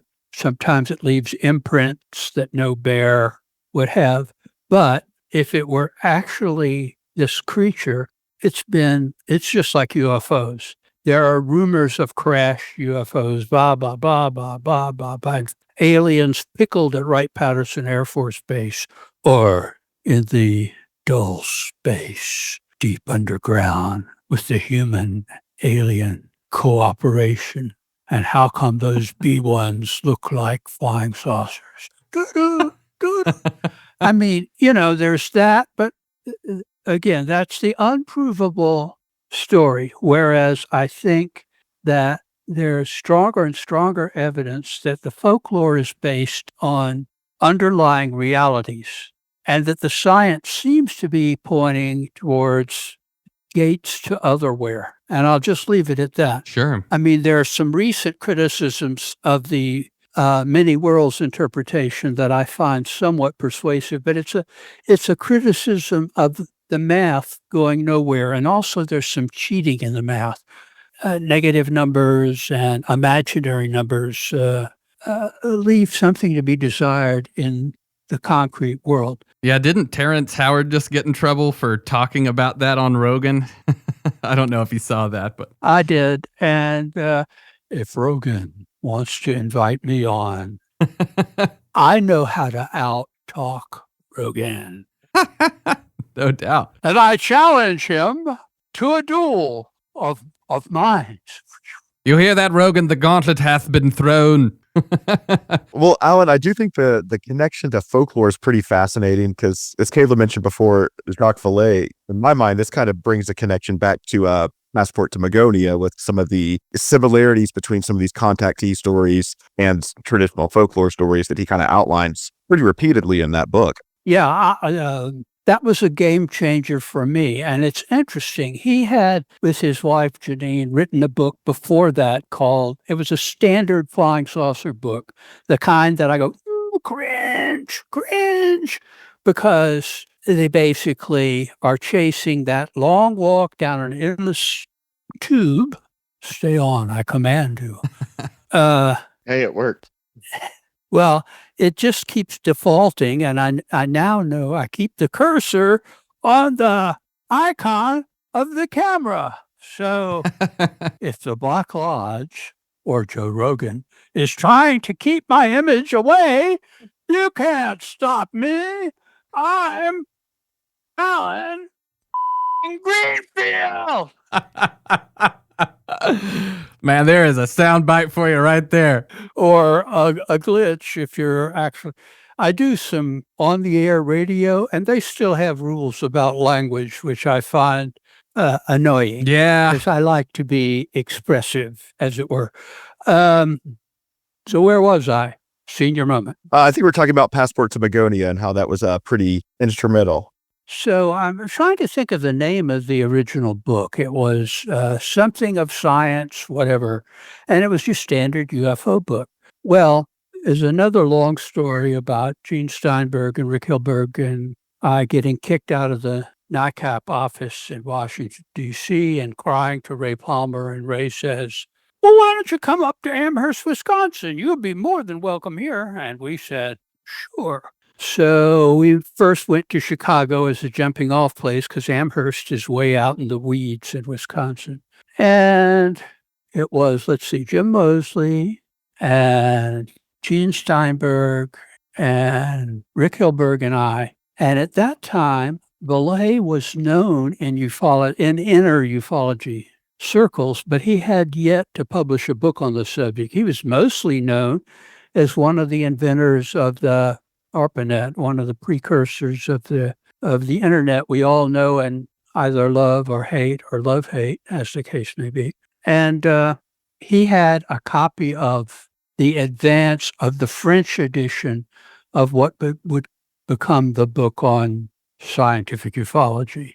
And he offered it to Jim because Jim was the big person and I was just a 16. I mean, the rest of us were, 16, 17 years old. In fact, I've seen an account by Vallée of that meeting where he said, "Oh, and in Chicago in October of 1965, I met with Jim Moseley." And I thought, we were there too. What am I, chopped liver? Yeah, what am I, chopped liver?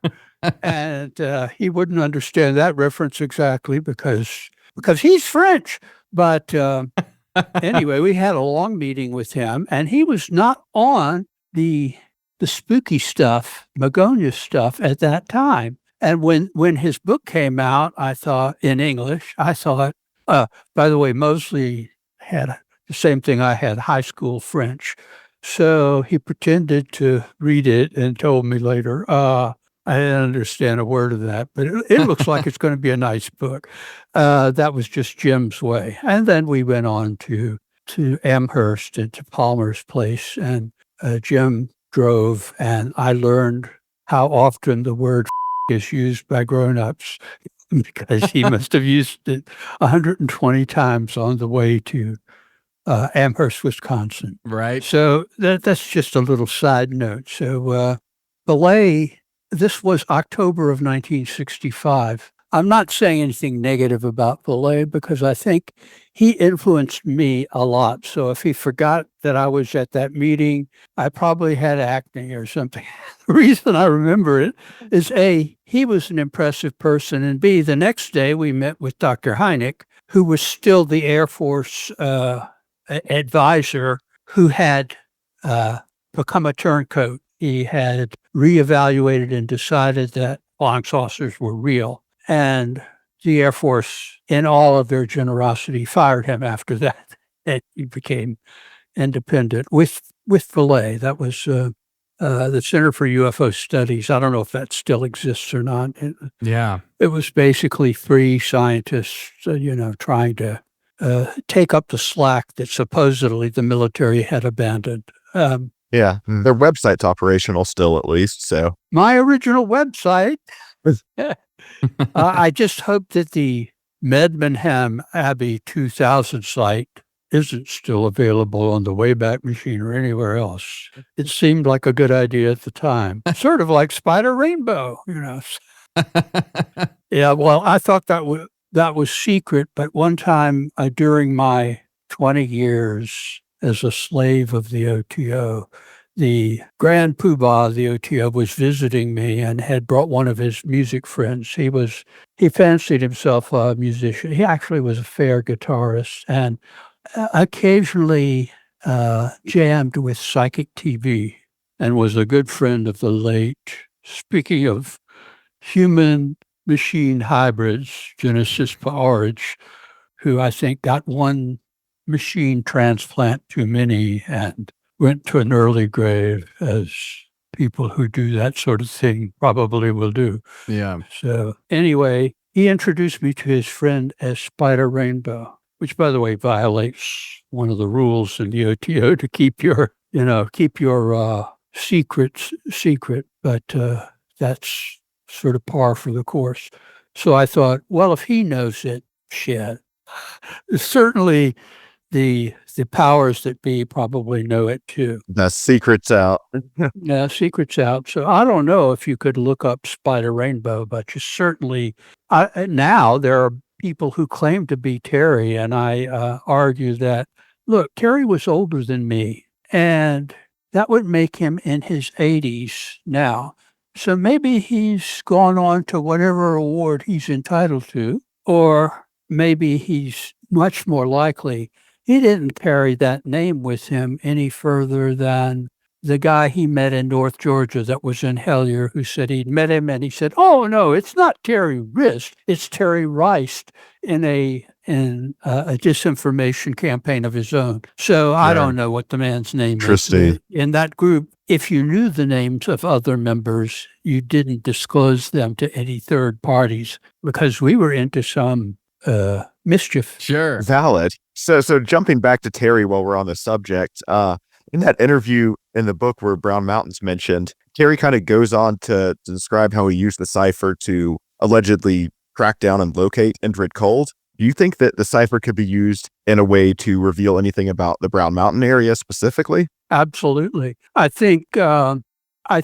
cipher in the Complete Secret Cipher, the Euphonauts trilogy, which I'm hoping will be bound under one cover very soon. Nice. I'll keep an eye for that. I'm already saying to my publisher, very soon, the third one will be in there. It's now not a trilogy. It's the complete, and it isn't complete without the third volume. So put it in there. Bring it out on Kindle, too, so that people don't have to spend, whatever it is. I don't know anything about pricing or distribution or any of that. I just write them. So, boy, we got a long way from Brown Mountain, didn't we? Hey, that's the fun part, though. If you run the names that contactees and close encounter people experience, where there's a name of a planet, so-called, or a personal name, as in Indrid Cold, it seems to be something you can trace down to the cipher. I was skeptical about that one because I thought it was some little town on the river in West Virginia, which is where all this stuff was occurring. But the Newkirks and company ran it down and seemed to have found the place that was being referred to in, was it Ashland, Kentucky? I think that sounds right. A town that I only know because they have an oil refinery, and they have Ashland gas stations, mostly in rural locations. So, I've been all through Kentucky, but I just literally in the process of driving to Cleveland, Ohio for the UFO convention. So I've even been in the little town where the goblins showed up, spent a night there once. The motel room that I was in, I woke up and there were thousands of insects on the walls. So I woke my then wife up and I said, I think it's time to check out. Yeah, no shit. Wow. No, she looked. She didn't say no shit. She said, let it go.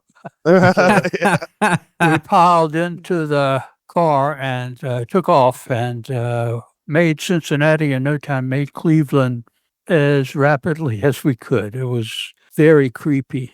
Hopkinsville. Oh, yeah. The goblins. Oh, Yeah, yeah. well, the goblins and insects. Or as my mother says of the town on the Savannah River where I was born and not far from where she was born, it's a buggy town, which back in the day it was. Quite literally. Yeah, it was Oh, yeah. quite literal. So you mentioned taking some of these interesting names from contactee lore, applying that to like Brown Mountain, something like Ewam would be one to run. I think I've run PWAM and it does fit, but I don't remember what it says. However, if you go to thesecretcipher.com for free, you can compare any word or phrase with all the text from Liber Alva Legis, the Book of the Law, which I refer to as the code book, because I don't think anything in it is really significant except the cipher, which Jim Lees, the late Jim Lees and company deciphered back in the 1970s, and which migrated, much to the distress of the late Jake Stratton Kent, to the United States through the well-named William Wallace Webb, WWW. Yep. And out from there, and thence to me as an occult cipher, which I thought, oh no, not another occult cipher. I wonder if this would work with the strange names in flying saucer lore. And the rest, as they say, is history, history, history, history, history, history. Indeed. So work it. Yeah. We'll play around and we'll get back to you on some of that. I can tell you that it doesn't work on I hesitate to use the term Christian names. In other words, people's given names. It just doesn't work there very much, but it does work on anything that is peculiar, that doesn't seem to fit. And the thing that I've focused on is planetary names of planets that we don't know exist, and just odd words and phrases that show up, whether it's from the president or from some schmo who's been to the planet Piwam. It's worth checking out and following up on, including what else has that same numerical value in Liberal. Because if that's the code book, that's the most obvious place to look. In fact, the person that came up with the first electronic system for deciphering the never fully imitated lexicon, which was composed on a mainframe computer by night at the Ford Motor Company in Rochester, New York, or Poughkeepsie or somewhere up there, by Tim Couttet, who was a major player in the QBLH, eventually became the outer head of the order. He was a genius. I've often said he was too much of a genius for this world. I mean, he was a medical programmer and all kinds of stuff that I've watched and programmed, like doing medical programming, like, it's like it was channeling patient's worth. You just, it's very impressive. But he came up with the lexicon program, and you could use lexicon with any text you wanted to read it against, not just Liberal. You cut and paste the text, and then you ran the cipher or one of the alternate ciphers, and it would yield meaningful results, at least in what was then called Cipher 6, which I won't go into the weeds on why it was called that. But all right, well, gives us something to play around with in terms of relation to Brown Mountain, at least. Yeah. I'll give you one that you might want to look for, since you seem to come up with Lael's little book.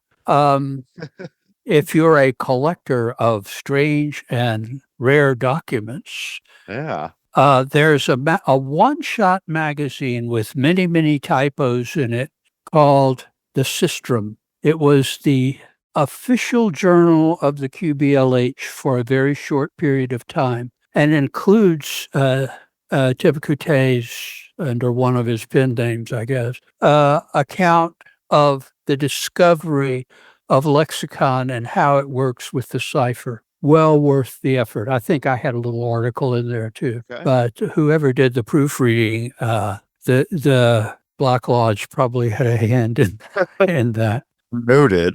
Well, I appreciate the tip on that. Like we said, you've been doing this for decades. You were probably one of the first to investigate Brown Mountain lights in kind of the sphere of our realm. And like Caleb and I mentioned, Wiseman's View is a place we like to go look for the lights ourselves. If you were to give Caleb and I or any of our listeners advice on investigating the lights, what would you say to them?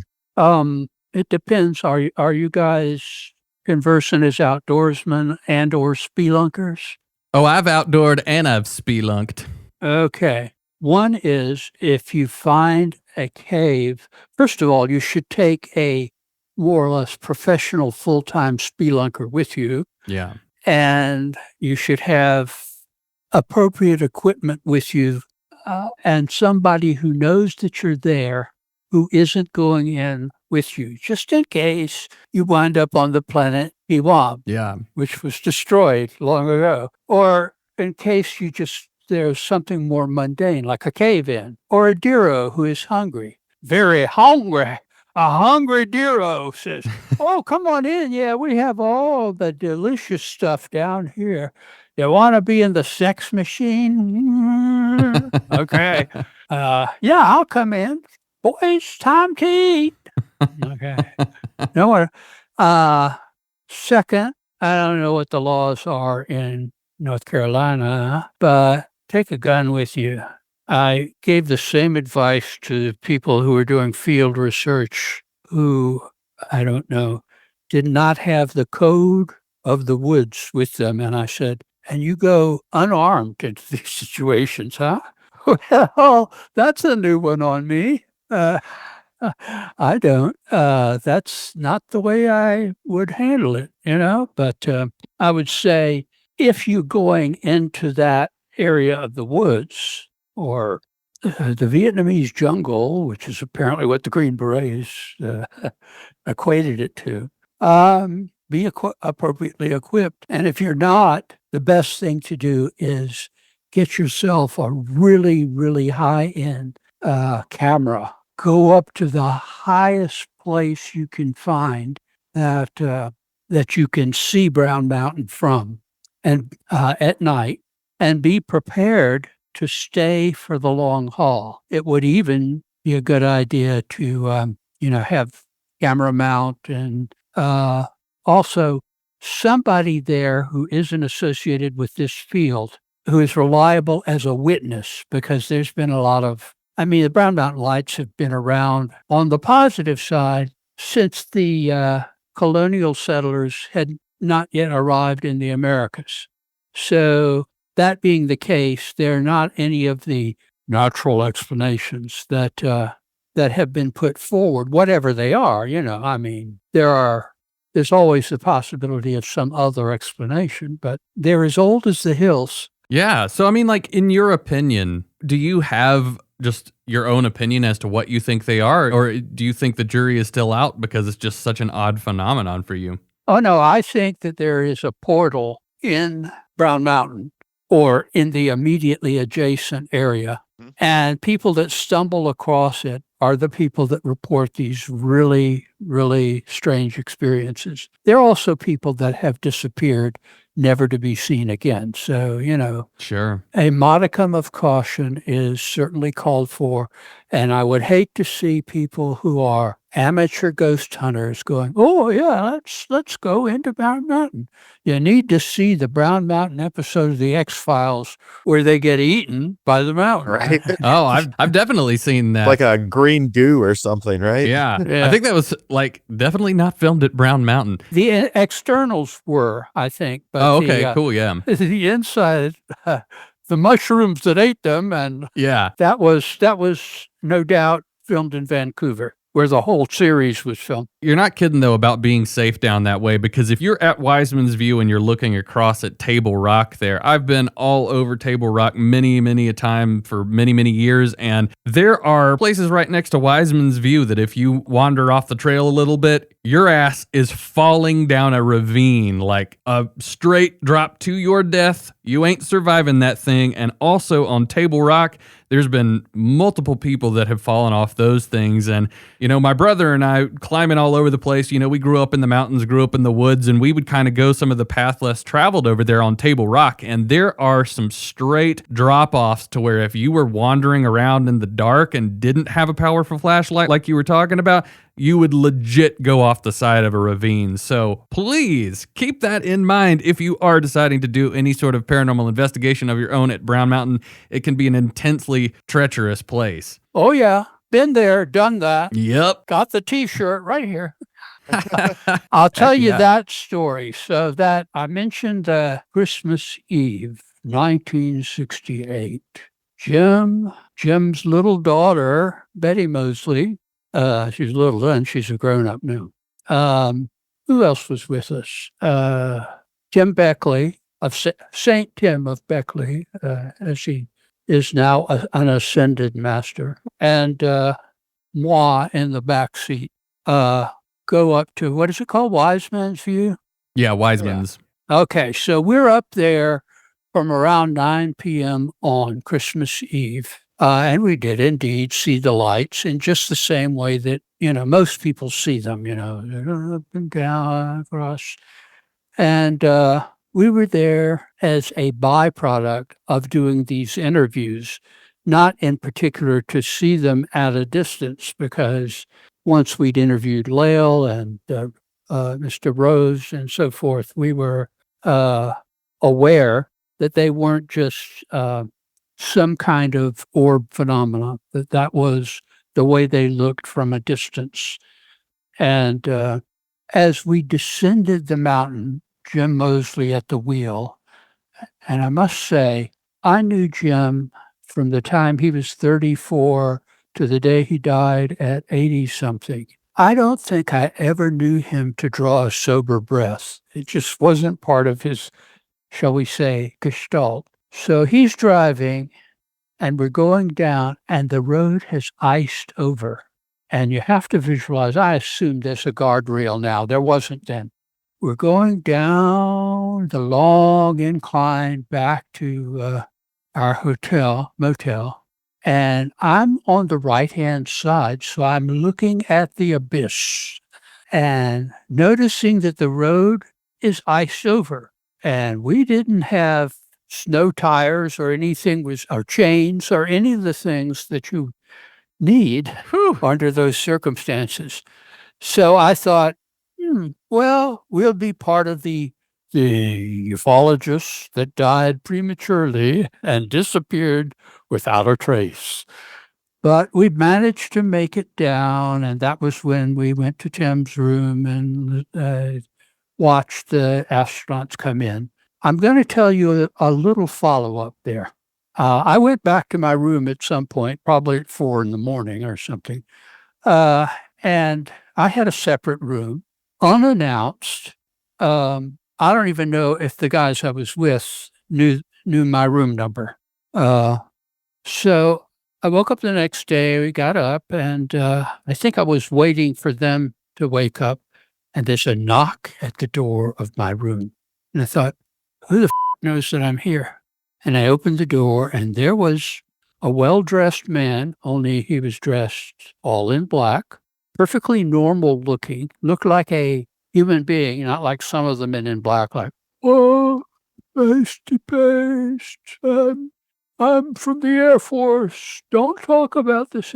No, nothing like that. He said his name, which I think there was some mind control going on, which I'm not real subject to. But it can be done, I know, because I had an ex-Scientologist steal a girlfriend from me once, but that's an entirely different story. He must have learned that right from L. Ron. No, but he did learn it at Flag. He was that high up in the hierarchy of the Church of Scientology. Yeah. And then he got thrown out because he was also a druggie. You got to pay a lot of money to learn how to steal somebody's girl. He had been wealthy, but drug, and I'm not going to go on about that. Let's just say he has since died of an overdose, and the girl that I was with died of an overdose much later than that as well. Unfortunately, she had a daughter who I used to babysit when she was little, and after I heard that her mother died through the OTO grapevine, which I still hear about from people who are Greenfield loyalists, not Breeze loyalists. All the way to the hierarchy. Some of them are behind your back. Blah, blah, blah, blah. Eat that, Bill.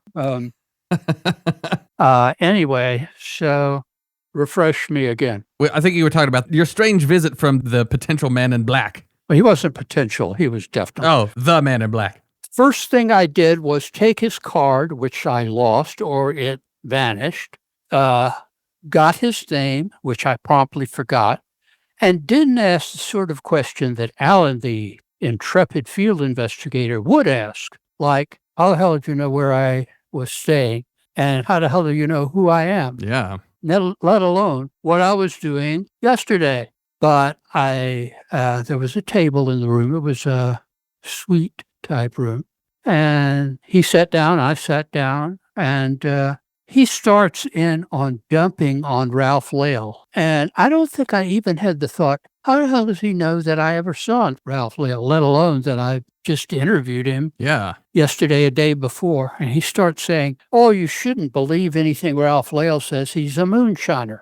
And that was the nature of the conversation for about 45 minutes. I didn't count, so I don't know exactly how long. It seemed very long. He went on and on about why I shouldn't believe Ralph Lale. He said, well, I've got to go, but find something better to do. And he went out the door, and that was it. I in a normal circumstance, I would have opened the door to see where he went. Under a normal circumstance, I would have written his name down in my own, I don't know what I had then, probably a pad and paper. Sure. I'd like to think it was a palm, but this was early on. And when I saw the other guys, I didn't tell them about it, because one of the things that I've always been afraid of in this work is I've wanted to be not an experiencer, but an hopefully intelligent and well-informed observer. And anytime I get close to the phenomenon personally, whether it's Men in Black or a trip to the moon, Mars, and Venus, as Buck Nelson put it in the title of his book, that kind of discredits me. So even if I had that kind of experience, I'm real reluctant, which I have not, by the way, but I'm real reluctant to say, oh, I saw a Man in Black in North Carolina while I was visiting the Brown Mountain Lights, and they were visiting me, apparently. So Sure. I wrote down nothing. I didn't check the door, as I did not many years later, a few years later at one of the UFO conventions, and got a picture of a pudgy little, sort of the stereotypical Man in Black, pale and pudgy, and was following me and maybe a dozen ufologists around at the convention, and when we went to lunch across the street. And that would be a different type of story, so we'll leave that alone. And I've told it very often. I mean, I didn't tell it for many years. And then I figured, what the hell? This was, 40 years ago. If I had something that I wanted to pretend, and I don't ever, unlike my friends Jim and Gray, who were deadly serious some of the time, but also were deadly serious about discrediting the pompous among those in the field, Sure. in the ufology field specifically. And they would do their little pranks, and some of them were not so little. And I knew about them because they'd tell me, so. Right. But if you want to know what was behind that, read Gray Barker's book, The Silver Bridge. It's the perfect companion to Jacques Vallée's book on the same subject, the Mothman Prophecy. Right. Well, I unfortunately have to be the bearer of bad news that we are going to have to wrap up this segment. But I tell you what, Dr. Greenfield, I could seriously sit here and talk to you forever, because I'm legitimately fascinated by all you have to bring to the table. And I just want to let you know right now, you have a completely open invitation, and I certainly hope that you will join us on this show again sometime, because I feel like there is a lot of information and knowledge to be gleaned from your experience in the field, and also just like your background and your interpretation of this thing. And thank you so much for taking time out of your evening to come talk to a bunch of losers like us, because No. You guys, you ask the right questions, and you put up with my reminiscing. Well, back in the 60s, all you need to do is give me a reasonable amount of advance notice and ask me. I'm not real big on, shouting out my own huzzas or whatever. But if you invite me and give me some time, like I'm real booked up for this month, but April showers come along. Well, that's my birthday month, and that would be a massive present to me to be able to have another conversation with you. And I will just say, if you're ever up our way, you definitely let us know. And if we're ever down there and you want to grab a tea or something and just shoot the breeze, talk about some crazy stuff, we ain't too far off. Oh, if you buy me dinner, I'll talk your ear off. Oh, I'll buy you dinner. Hey, deal. Okay. You got it. Well, thanks again so much for being a part of this and lending your knowledge. And we want to give you the opportunity now to where if there's anything you got coming up that you want to tell the people about, and, let the whole world know what you got going on. And tell us what you got going. Well, I will announce this on X, formerly Twitter, today. But I guess it's a fortuitous coincidence, I got word from my publisher after this has been in the works for over a year. I did a little book on rituals that I have tried and modified to work better using the cipher. And I had nothing to do with the title, but I think it's Rituals for the 21st Century or something like that. And as of today, it's available on Amazon, and very shortly will be available on all of the places where fine books are sold. along with pretty much all of my books that are kept in print, which is almost all of my books. The only ones that are not in print are, I'm just as happy for them not to be in print because they were, shall we say, early efforts, best forgotten. But people are going to be looking for them now. Well, anything that's out of print that I wrote is probably a 3-digit number to buy a copy from the used book dealers who will scalp you. And we know how that goes. I'm a poor man and I get nothing for it except criticism. So I don't get anything from it actually. But for a while, my book on Memphis Mithraeum masonry, that's a load of M's, isn't it? Memphis Mithraeum masonry. Nice alliteration. Yes. It was out of print for a while. I was changing publishers from Blue Star Press, which has an interesting story if you're into the Hellier stuff, to Paranoia Press, which is the parent organization of the Celestial Lodge of Sirius, which is the imprint that now seems to think my stuff is good. And I'm not going to disabuse them of that. But anyway, while it was out of print, it went to like $300-400 in the used book sale. And you could only get used copies because it was out of print. So, Man, that's so cool. I would urge people, it's back in print now. So if you're interested in the inner secrets of Freemasonry, without the QAnon conspiracy lunacy, you might want to consider that book too. So, except for the Black Lodge book, which the Black Lodge keeps interfering with, if you want to buy a freestanding version of that, if you go to, let's say, the Amazon site and try to type in Secrets of the Real Black Lodge Revealed, you won't find it. If you go to Google and just Google the name, it'll send you to Amazon or Barnes & Noble or whatever. So why it isn't up there there's honestly an Alan Greenfield page that has a lot of books that I wrote and some that I didn't write, but Right. I mean, they're books that like I wrote an introduction to, or that Tim Beckley would call me up back in the day and say, hey, can I use your article on blah, blah, blah in my new book? I said, sure, because he was a pal and, we went back to 1962, I guess. So, boy, that's a long-winded plug. So No, that's great. I'll leave you all with this. Y'all buy my books. Here, bye now. There you go. Well, if you guys do not buy Dr. Alan Greenfield's books, you're doing yourself a massive disservice because every bit of everything that I've ever read of yours I found intensely fascinating. So once again, thank you so much for taking time out of your day to talk with us. And I can't wait to talk with you next time because, there's too many things to cover in almost 2 hours. So thanks again. I can't wait to talk with you again. You got to hang up on me. I come from the deep south and I don't hang up on anybody. No, you hang up first. No, okay. We'll hang up on you. Well, thanks again, Doctor, and we'll talk again soon. Live long and prosper.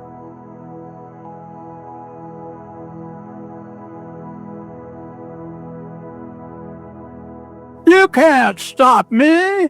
I'm Alan Greenfield.